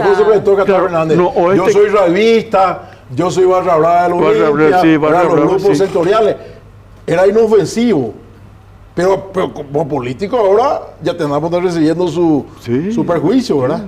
Entonces, ahora, una cosa es Jatar Fernández en el 2023, otra cosa es en el 2028. ¿Verdad? Por eso puso TEUS, dice él, para paliar el bus nocturno, etcétera. ¿Para qué? Para tener adherentes que le deban a él algo. Porque a lo mejor ese grupo de revistas que le votaron ya no le van a votar. Los de la barra brava no le van a votar, ¿verdad? Ella no va a tener la estructura de cruzada a lo mejor, ¿verdad? Entonces está articulando otras cosas, ¿verdad? O esta senadora que tiene dos nombres. Yaminal. Sí, ella, por ejemplo, tiene un nombre ficticio y una foto ficticia y lleva la campaña, ¿verdad? Eso es una estafa al electorado. Sí. Y insiste en una ley de prensa. Todo porque los periódicos critican que su hijo haya ido a Itaipú o no sé dónde, sin ningún merecimiento, solo porque es hijo de la... Entonces, justamente estaba en el INE acá este señor que vino acá, tú le preguntaste, el hijo de Yaminal. Antes que yo venga, te olvidaste de eso. Sí. Y él es el que le dio el trabajo al hijo de Yaminal primero sí, es cierto. No sé si ustedes sabían eso. Sí, sabíamos. Esto vino por ahí, ¿verdad? Sí. Ella, o sea, pero para invitarle otra vez y está preguntarle. Prohibida la ley. Yo dije que salió ileso acá, y Ojea estaba mirando de afuera esa pregunta. Sí, estábamos muy entretenidos preguntando sobre estadística. Sí, por eso traigo todos los bolletos. Una estrategia política interesante. Sí. No, realmente yo creo que esta señora tiene que decirle a su asesor que le lea la Constitución. Algún asesor que valga la pena de tener, que le lea la Constitución y le diga no podés. No, el micrófono no aguanta todo, parece que aguanta, o sea, teóricamente aguanta todo, el aire aguanta todo, pero cuando hace una barbaridad después se burlan de vos. Y hoy la tienen a esta señora Yaminal, que para mí es Norma Aquino, porque ese es su nombre. Ese es su nombre. En política normalmente los seudónimos no corresponden, ¿verdad? Artísticamente puede ser. Que suene bien el teatro. Y la Constitución no dice nada referente a cómo identificarse. No dice nada, hay que legislar esto. Pues materia de legislación puede ser, no hace falta la Constitución de un marco nomás. Te explico, Gabriela, la Constitución de un marco, pero hay que pintar dentro del marco. Y la pintura con las reglamentaciones. Leyes, los decretos, las resoluciones, los tratados internacionales para relaciones que se convierten en ley, ¿verdad? Entonces la Constitución no puede ser tan reglamentarista. Corte que luchamos nosotros contra el reglamentarismo que se quería meter en algunos artículos reglamentaristas, por ejemplo en la intervención. Sí. ¿Por qué? ¿Por qué fue reglamentarista en este artículo? ¿Sabe por qué? Porque sabíamos que las mayorías en las cámaras de los congresos iban a hacer lo que querían con la ley. Sí. Entonces metimos la Constitución. Cuando era necesario meter la Constitución para que no te cambien después las mayorías coyunturales, metimos la Constitución, ¿verdad? Y esto metimos la Constitución. Entonces yo creo, por ejemplo, que lo de Yaminal, porque hoy está el tema del uso de los filtros, hoy está el tema del cambio de nombre, hoy está el tema de la inteligencia artificial que pone en tu boca cosas que no decís. con tu voz. O te hace aparecer con una persona quien jamás ni... Y para eso está el representante del pueblo legislador que tiene que legislar, porque la norma jurídica no es pétrea, no es que se quedó ahí. Evoluciona a la medida que evoluciona la sociedad, la tecnología, la información, la ciencia. Entonces la norma debe evolucionar. Claro, no puede prever todas esas cosas. Por ejemplo, el famoso sobre 4. Que escuché otra hora que dijo Bestari. Eso, la Constitución, la ley, la norma electoral establece sobre 4. La reforma al Código Electoral. Pero no establece que se tiene que revisar sobre 4. Entonces, ¿qué hace el TSJE? No se puede revisar porque la ley no dice eso. Y se jodieron y no se puede auditar sobre 4. Y tienen ahí la argumentación jurídica para decir, ¿no? ¿Por qué? Porque la ley se hizo mal a propósito. A propósito, porque es a propósito. ¿Verdad? Entonces, tenemos siempre las triquiñuelas, las chicanas, las picardías jurídicas. Y hay abogados especializados en eso.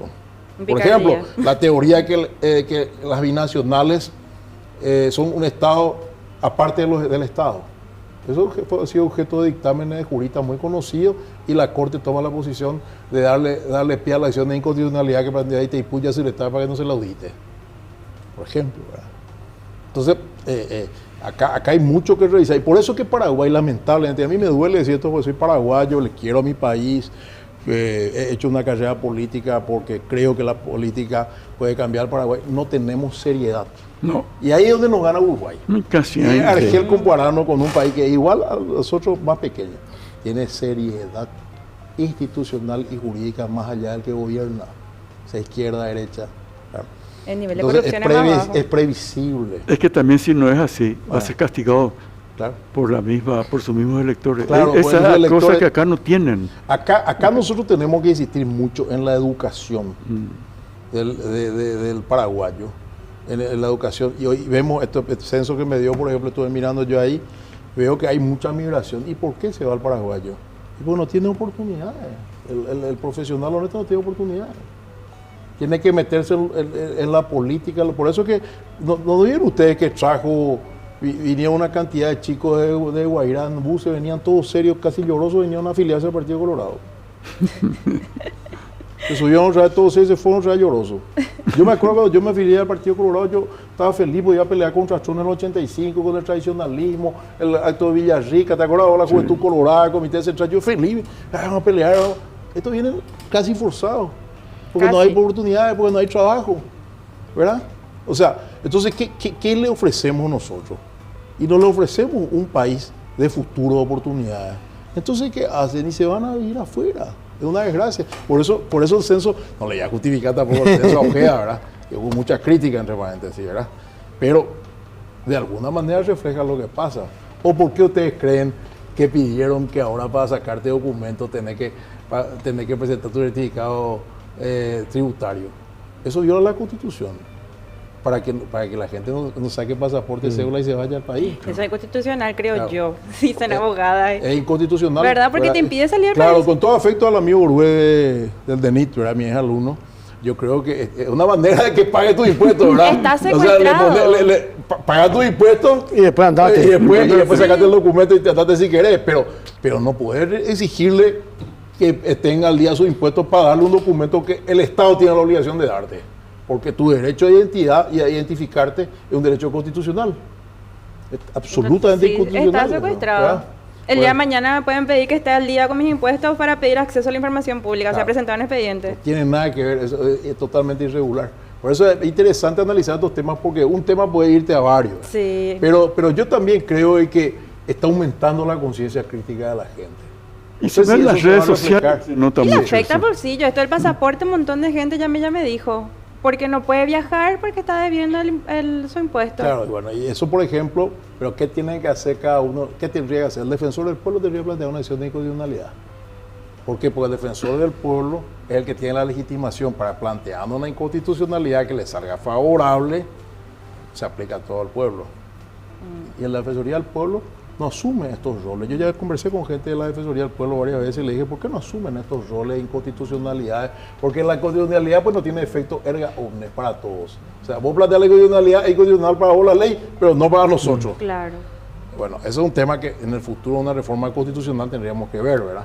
Pero digo nomás, yo el defensor del pueblo, si planteara así, va a tener efecto para todos. Entonces hay instituciones nuestras que están ociosas en lo que refiere a pelear por los ciudadanos. Tema peaje, por ejemplo, es un tema también que la Defensoría del Pueblo podría intervenir, ¿verdad? Yo creo. Parece que hay un teléfono que está sonando. Pues está muy interesante, la verdad que hicimos un paseo por un montón de temas que afectan a nuestro país. Siempre es muy interesante conversar contigo, muy iluminador y bueno, tenemos que hacer una breve pausa. Brevísima. ¿Este va hasta las 6 o hasta las 7? Hasta las 9 de la noche. Sí, puede estar tanto tiempo. Muchas gracias. Muchas gracias, Hugo. Un placer, muchas gracias. Feliz fin de semana para todos y bueno, un gusto estar con ustedes. Les felicito porque creo que está cada vez mejor. Gracias. Ustedes sí están mejor. No somos colorados, por favor. Bueno, conversamos con el doctor Hugo Estigarribia, él es abogado constitucionalista. Hacemos una breve pausa y ya volvemos con más En Familia.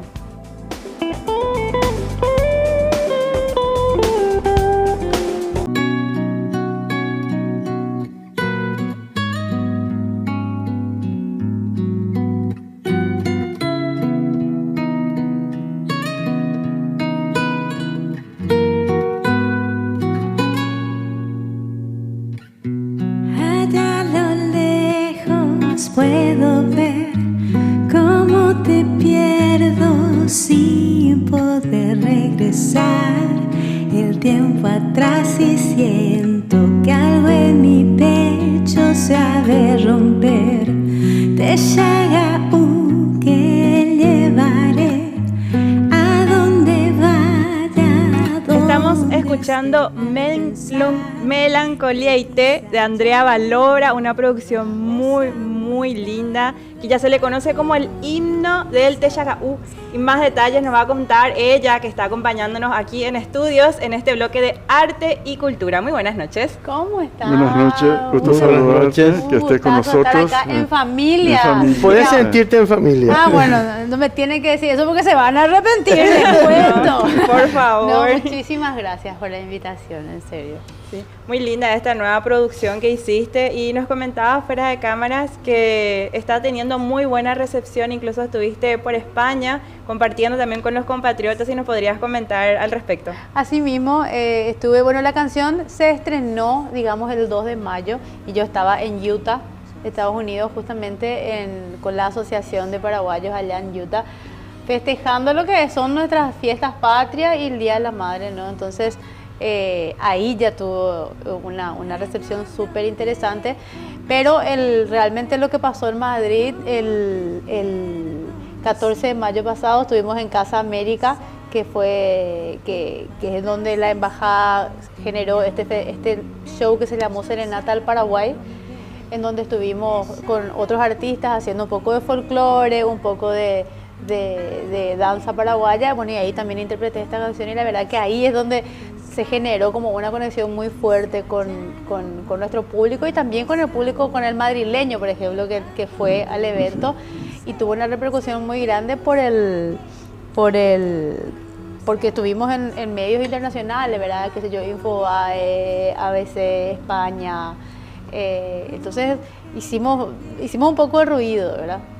Este es un estilo un poco diferente a lo que venías haciendo. Esta es una guarania y... Claro, medio contemporánea igual, ¿verdad? Porque yo siempre mantengo un poco mi sello, entre comillas, ¿verdad? De cómo hago las cosas, pero sí, es más en ritmo de guarania. Entonces, es importante, creo yo, porque, bueno, este año nuestra guarania cumple 100 años y fue nombrada Patrimonio Cultural Inmaterial de la Humanidad por la UNESCO. Entonces, creo que este es el año que todos los artistas van a tener su acercamiento a la guarania, al folclore, que me parece más vale tarde que nunca, ¿verdad? que necesitamos un poco recuperar y enfatizar esa parte de nuestra identidad musical. ¿Qué hace falta eso que estás en las nuevas producciones?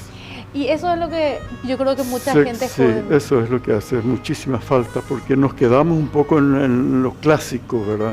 Es así. Y después no sé qué pasó, que hay una brecha muy grande. Y lo que pasa es que de repente hay yo creo que hay como un miedo, ¿verdad?, de la gente joven a adentrarse en el folclore, justamente porque hay una corriente muy conservadora que te pauta cómo hacer o cómo no hacer las cosas, ¿verdad? Y nos guste o no nos guste, yo ya no soy joven, ¿verdad? Pero hay una generación que tiene todo un nuevo lenguaje, ¿verdad? Pero no me refiero al lenguaje verbal, sino a un montón de otras cosas que abarca el lenguaje, ¿verdad? Hay toda una historia distinta, ¿verdad? Hay elementos musicales también distintos. Entonces, para mí lo interesante sería que esta generación adopte nuestras raíces, nuestra musicalidad, nuestra cultura, ¿verdad? Y lo hagan con su lenguaje. Total, la esencia nunca se va a perder. Nuestra raíz folclórica nunca se va a perder. Y de hecho que creo que al, qué sé yo, ponerla en un lenguaje más coloquial de ahora, hay más posibilidades de que la gente vuelva a escuchar las cosas de antes, ¿verdad? Claro, pues ni siquiera eso se da. Y no. Y por eso, yo creo que la Entonces, idea... la cosa es yo creo que con producción como esta, dramática. Está bueno de que le llega a un nuevo público, porque Andrea, yo quiero decir, vos sos joven y comenzábamos... Gracias. Vos sos joven, surgís de una manera tan diferente de otros artistas, recordemos, y también para contextualizar un poco a papá y abuelo, de un programa de reality que ya hace 20 años. Pero por eso te digo. Pero hace 20 años, pero hay un público que, yo soy parte de este público, que te siguió. Me gusta a mí el ritmo que vos tenés, cómo vos jugás mucho con tu voz, que te dicen la chica gritona. Y no, me parece espectacular cómo son tus tonos y que no te encasillas en un estilo. No. Haces rock, baladas, tenemos ahora guarania. Entonces vos llegás a diferentes públicos y también este público joven, que quizás más joven que nosotras, pero es una manera de llegar a este público, además de otras edades que sí ya son más seguidores de la guarania. Entonces me parece muy buena esta propuesta que vos estás haciendo. Yo siempre digo, ¿verdad?, que si el público joven escucha de repente algo en ritmo de guarania, un ritmo de polka, ¿verdad?, o en, no sé, que con un poco de su lenguaje y le genera curiosidad, van a terminar yendo a los autores o los compositores que arrancaron todo esto. Van a terminar escuchando a un José Asunción Flores, van a terminar escuchando a un Herminio Jiménez, van a terminar escuchando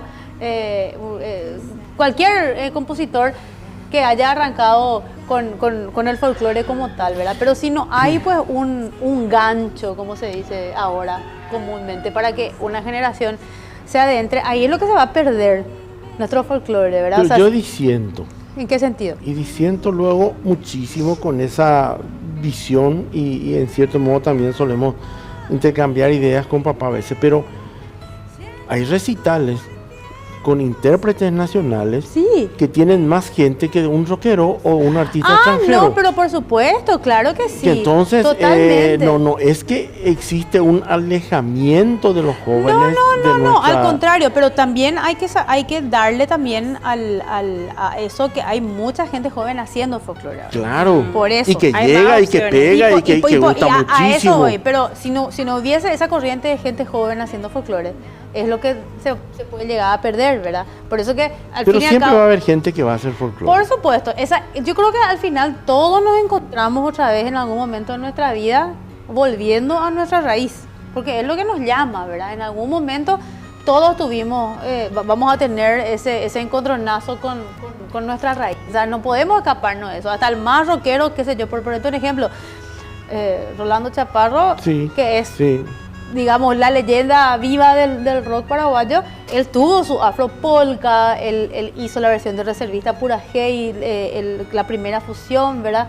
Entonces, todos terminamos, ¿verdad?, volviendo. Pero sí, en los festivales, por ejemplo, hay muchísima gente haciendo folclore, pero de todas las edades, y eso es lo que es importante, ¿verdad? Claro, a eso justamente iba de cómo no hay un alejamiento, hay muchísimos grupos de gente joven. La guarania pues es un poco más lenta, no es un ritmo del que está de moda actualmente. Claro. A eso más bien es más reflectivo, más melancólico, claro, tiene otra carga emocional. Totalmente.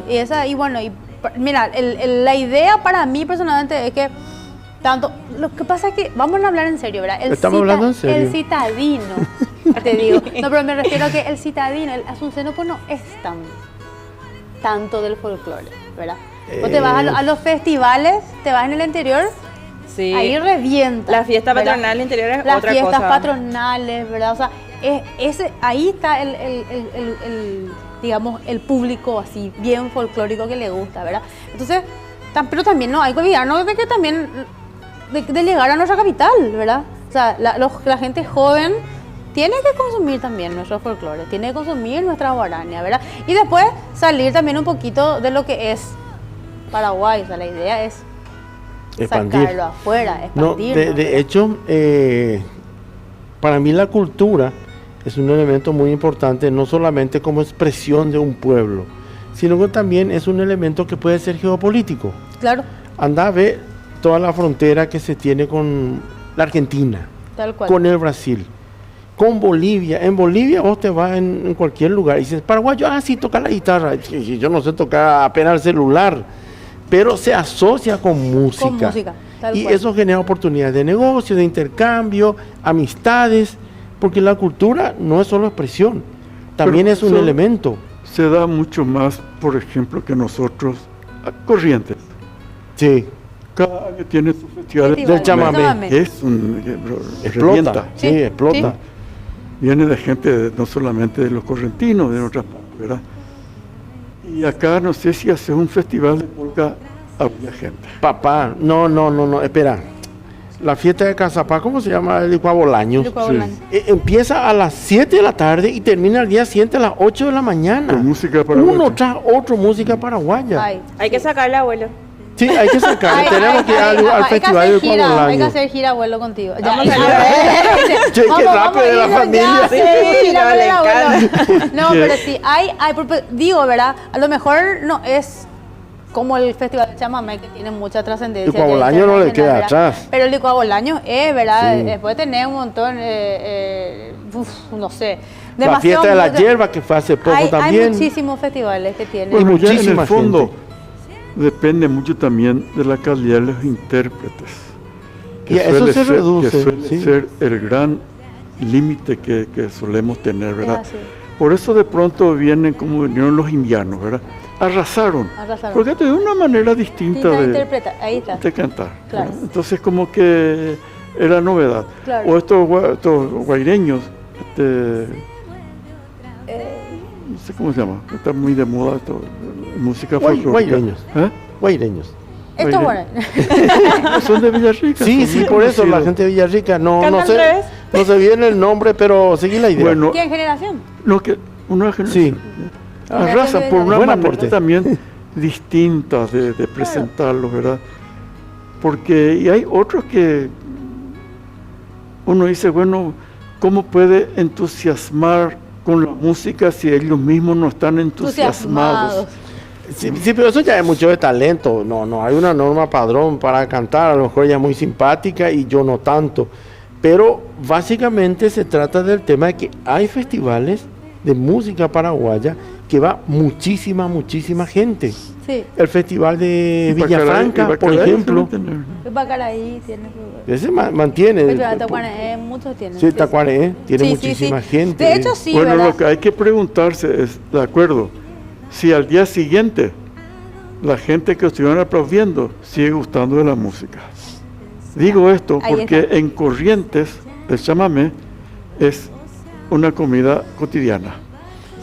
No es que solamente en el festival, no es que solamente. No, a mí me encanta este debate. Yo feliz estoy escuchando. No es que solamente en el festival aplauden, sí, ¿verdad? Sino también fuera del festival. Y eso hay que ver un poco si se mantiene. Claro, si no es la euforia del momento. Y ustedes son los que más pueden calibrar la calidad del público que tenemos. ¿Quién como ustedes por la reacción de la gente? Como te digo, hay gente, la gente que más es, digamos, está más cercana al folclore más tradicional, son los más grandes, ¿verdad? Indefectiblemente, ¿verdad? Ahora, la gente joven consume folclore, pero no consume tanto. O sea, consume más las músicas foráneas, ¿verdad? O sea, sí o sí. Hay un par de artistas, por ejemplo, por nombrarte Tierra Adentro, Nestorlo, que son artistas jóvenes que hacen música folclórica, que tienen ya sus propias canciones, que ya se está creando un nuevo cancionero también, ¿verdad? De nuevas composiciones, ¿verdad? Que tienen su público, pero todavía hay mucho más público que conquistar, ¿verdad? Y yo creo que es interesante que haya toda una corriente de gente joven que empieza a hacer folclore y que empieza a hacer folclore con sus propias canciones, ¿verdad? Por supuesto, tomando las que son las clásicas, a ver, vos te vas a un concierto, yo por ejemplo, me voy a un concierto y si yo no canto Recuerdo Pacaraí, me tiran sus zapatos. O 300 Yuti. Claro, o qué sé yo, She la Reina, Mi Noche Sin Ti, Mora Huazú, o sea, hay que hacer, esas son canciones que hay que hacer, pero está bueno que en medio de eso se vayan metiendo las nuevas composiciones y vayan llegando, ¿verdad? Como para seguir enriqueciendo, claro. O sea, todo lo que aporte, o sea, todo lo que venga arriba, pero que sea un ladrillo, no lastima, ¿verdad? Entonces, todo lo que sea aporte, yo creo, para nuestra cultura, para nuestra música, enriquece, ¿verdad? Y para mí es súper importante generar esa conexión con el público, e inclusive quizás el público no tan joven, pero hay un público que nos gusta o no nos gusta, un público que no es folclórico. El público que no. La vez pasada yo estaba hablando con una persona en un cargo importante de una empresa, ¿verdad? Y yo le estaba haciendo escuchar porque yo grabé una versión del himno nacional, ¿verdad?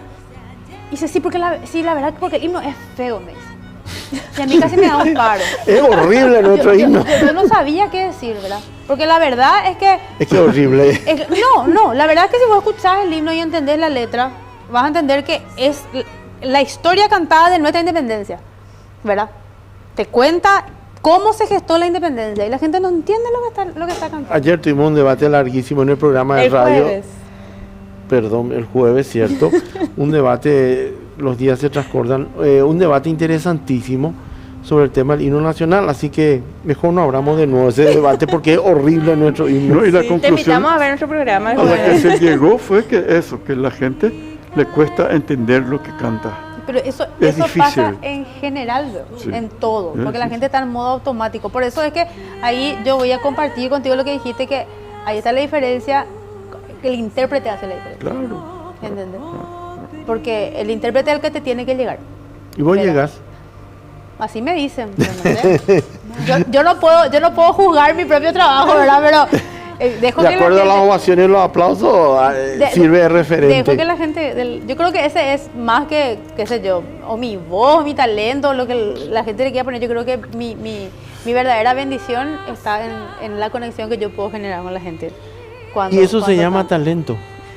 Hay algunos artistas talentosos, otros no tantos, pero el que es bueno triunfa. Y nuestros festivales tienen muchísima gente y tienen arrastre y la gente se va.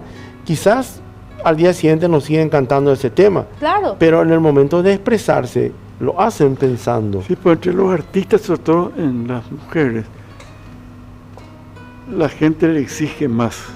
Porque aparte de que tiene que saber cantar, tiene que lucir bien. Tiene que lucir. Bueno, por suerte ella triunfó. No, tiene que llegarle a la gente, porque claro, si no, por mejor que cante, pero ese famoso santo ahí no llega. No. Entonces es doble todavía esa responsabilidad. Sí. Claro, es una responsabilidad. Y yo creo que no solamente pasa en la música, ni en el arte. O sea, y voy acá, creo que ella me va a dar la razón, una comunicadora también tiene que lucir, ¿verdad?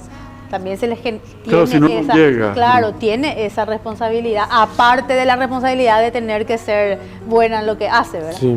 Entonces, hay ahí como una presión un poco más para las mujeres, pero yo personalmente soy de las que piensa que, a lo mejor muy bohemia o muy romántica, ¿verdad? Pero piensa de las que si vos haces realmente genuinamente las cosas, no para querer conseguir algo.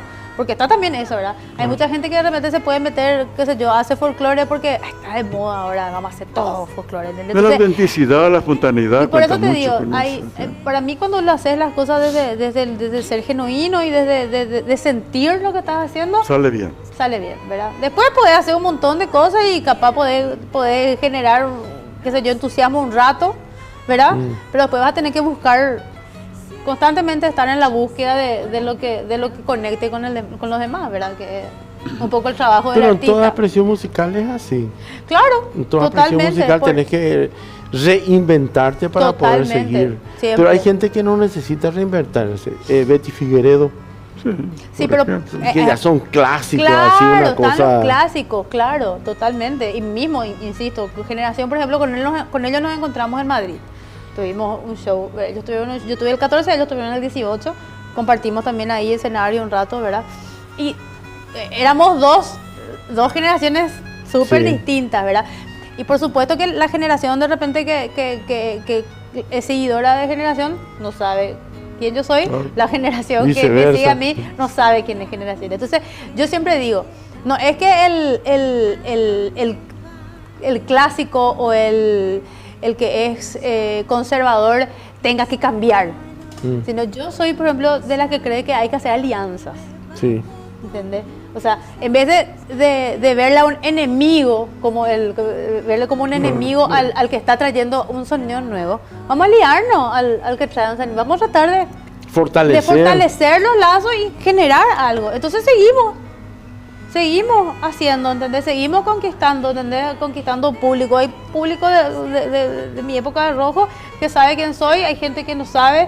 Yo tengo públicos nuevos de gente de 14, 15, 20 años que cuando yo estaba en rojo no estaba ni en los planes de la señora, porque esto fue hace 20 años atrás. Entonces, pero siempre yo creo que es importante adaptarse, como dijiste, ¿verdad? Y hacer alianzas, ¿verdad? En vez de pelearnos todos, claro. ¿Verdad? Fortalecer, aliarnos, fortalecer, empujar juntos, por fin lo que queremos es que nuestra industria musical, hablando yo porque soy músico, pero lo que queremos es que nuestro arte, nuestra cultura trascienda, ¿verdad? Así como trasciende, no sé, vos ves una película yankee y vas a escuchar un tango de repente, ¿entendés? O sea, ¿cómo trascendió ya? Y bueno, y supongo que eso es lo que buscamos con nuestra cultura, ¿verdad? Y también por encima de todo siempre está la calidad del artista, sí. Que sea buen artista. Y le porque también. Yo puedo cantar Mocoy ahí. Sí, mejor no, pero mejor no. Es la calidad. Y detrás de la calidad está la disciplina, claro. Está el esfuerzo, la perseverancia, ¿verdad? Porque no viene del cielo. No. Ya te puede venir del cielo, pero se acaba rápido. Hay que desarrollar. Se acaba rápido si es que no. Hay que trabajar, hay que trabajar. Y después algo que yo siempre digo, que una buena persona, o sea, una mala persona no puede ser un buen artista.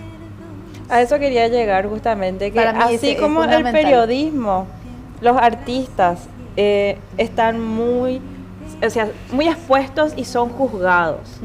Por más que tenga una calidad vocal y tenés tu público, como que hay una euforia y luego se apaga. Porque si no sos coherente con lo que estás diciendo, o que de repente decís que sos opositor, pero se te ve con elementos privados del gobierno, hubo ciertas cosas, no quiero decir nombres, pero creo que ya me estás entendiendo. Sí, y pasa mucho por la calidad de la persona. Pero viste que también que por hacer eso no se te puede juzgar. Claro. O sea, vos no puedes juzgar la calidad de una persona porque se va a ganar su pan con quien le contrata. Claro, ¿entiendes? Pero como que el público también te va vetando. Y depende. Ahora, si vos te mostrás luego, si vos te abanderás con algo, sí. Por supuesto que te van a decir batará, por más de que hoy en día ser batará es pan de cada día, ¿verdad? También. Pero el artista, por eso que yo, por ejemplo, para mí el artista no tiene que abanderarse con ciertas cuestiones. O sea, para mí el artista no tiene que segregar, tiene que congregar, ¿entiendes? ¿Por qué? Porque a mí, yo siempre dije eso, a mí en algún momento yo estuve a favor y en contra de ciertas cuestiones que se dieron a nivel social, a nivel político, ¿verdad? Pero yo siempre dije, esto es una cuestión muy circunstancial, ¿verdad? A mí me van a llamar y me van a contratar y yo no puedo decir no porque sabes que vos sos. Porque es también mi forma de vida, ¿verdad? Pero es tu trabajo. Es mi trabajo. Entonces, si a mí me van a juzgar como persona porque yo estoy trabajando, entonces ahí... Claro, el tema es encontrar un punto de equilibrio. Claro, ¿entendés? Porque tenés que trabajar y claro, es tu medio de vida. Claro, pero yo siempre digo, para mí el artista no hay ciertas cosas con las que no tiene que abanderarse, ¿entendés? Yo conozco muchísimos artistas de muchos años abanderadísimos con ciertas causas que después te vas y les encontrás, ¿entiendes? Y no es que estén mal, es que el abanderarse nomás mucho. Sí. Aparte implica coherencia también. Por eso, ¿entendés? O sea, eso. Pero claro, porque ser artista uno no renuncia a ser ciudadano. Y como ciudadano tiene su corazoncito. Claro. La cosa es saberlo manejar. Claro. Que no tenga un paro cardíaco por ahí. Claro, así es. Pero por eso te digo, para mí el artista tiene su, no sé, es ciudadano del mundo, ¿verdad? Tiene pase libre para entrar a ciertos lugares con su visa, que es el arte, ¿verdad? Sí. Entonces, pero vos supiste siempre manejar ese tipo de cuestiones, porque hasta tus tatuajes te cuestionaron. a mí todo. Dios mío. ¿Y por qué? Hermosa es. No. A mí me encanta, pero a mí me ¿por gusta qué su cuestionar? sello. Esta soy yo, así canto, así Claro. bailo, así es mi cuerpo. Les guste o no les guste, yo hago arte. O sea, Y lo siempre que fue ese tu importa es su mensaje voz. que vos transmitís. Y sí, o sea, intento siempre, ¿verdad? De que por sobre mi, qué sé yo, mi apariencia o se sobreponga mi capacidad, mi Sí, profesionalismo, como artista. ¿verdad? Para mí eso es, y eso es lo que cuenta, Es lo que ¿verdad? cuenta, sí, sin ¿Verdad? duda alguna. Lo que uno puede hacer, su responsabilidad, su disciplina, y lo que uno tenga para dar, ¿verdad? A la gente. Y sentir lo que uno hace, o lo que uno se pone, o lo que uno todo. Ese es el problema, sentirse cómodo Claro. con lo que uno tiene y Sí. con uno quiere, porque si no va a ser siempre falso. Así mismo. Y por eso es que dije, ¿verdad? Que la gente que se acerca, lo importante es que se acerque qué sé yo, a nuestra música, a nuestras raíces, que se acerque porque lo siente, no porque le empuja una moda, ¿entendés? Porque entonces ahí lo que no va a ser genuino y la gente no va a conectar. O sea, Yo me puedo poner smoking, pero no voy a soportar. Traje se va a no notar, usa. y se va a notar. Traje no usa, Y se va a notar porque no es lo mío. no es lo tuyo. ¿no? Claro. Entonces, la diferencia va a ser enorme entre lo que la gente cree que uno es y lo que uno es realmente. Es así, totalmente. Y al artista se nos nota mucho cuando estamos forzando. Se nos nota, nota se mucho. nota, se nota. Se nos nota muchísimo. Entonces hay que ser nomás coherente con lo que uno siente, ¿verdad? Muchísimas gracias, Andrea, Ay, por me encanta, yo ya me quiero quedar. No necesitan Te otra sentí en nieta. familia. No necesitan una nieta más. No, gracias por la invitación. Muchísimas gracias. No, en al serio, contrario, por te el agradecemos espacio. mucho y Gracias mucho por éxito siempre. acompañarnos. Mucho éxito. Muchas Muchas gracias. gracias. Vamos a despedir el programa con tu canción Melancolía. Dale, genial. Muchísimas gracias por acompañarnos esta noche y a toda la audiencia por sintonizarnos. Y vamos a despedirnos con Melancolía de Melancolía y Té. Melancolía y Té de Andrea Valora. Regresar el tiempo atrás y siento que algo en mi pecho se ha de romper. Te llega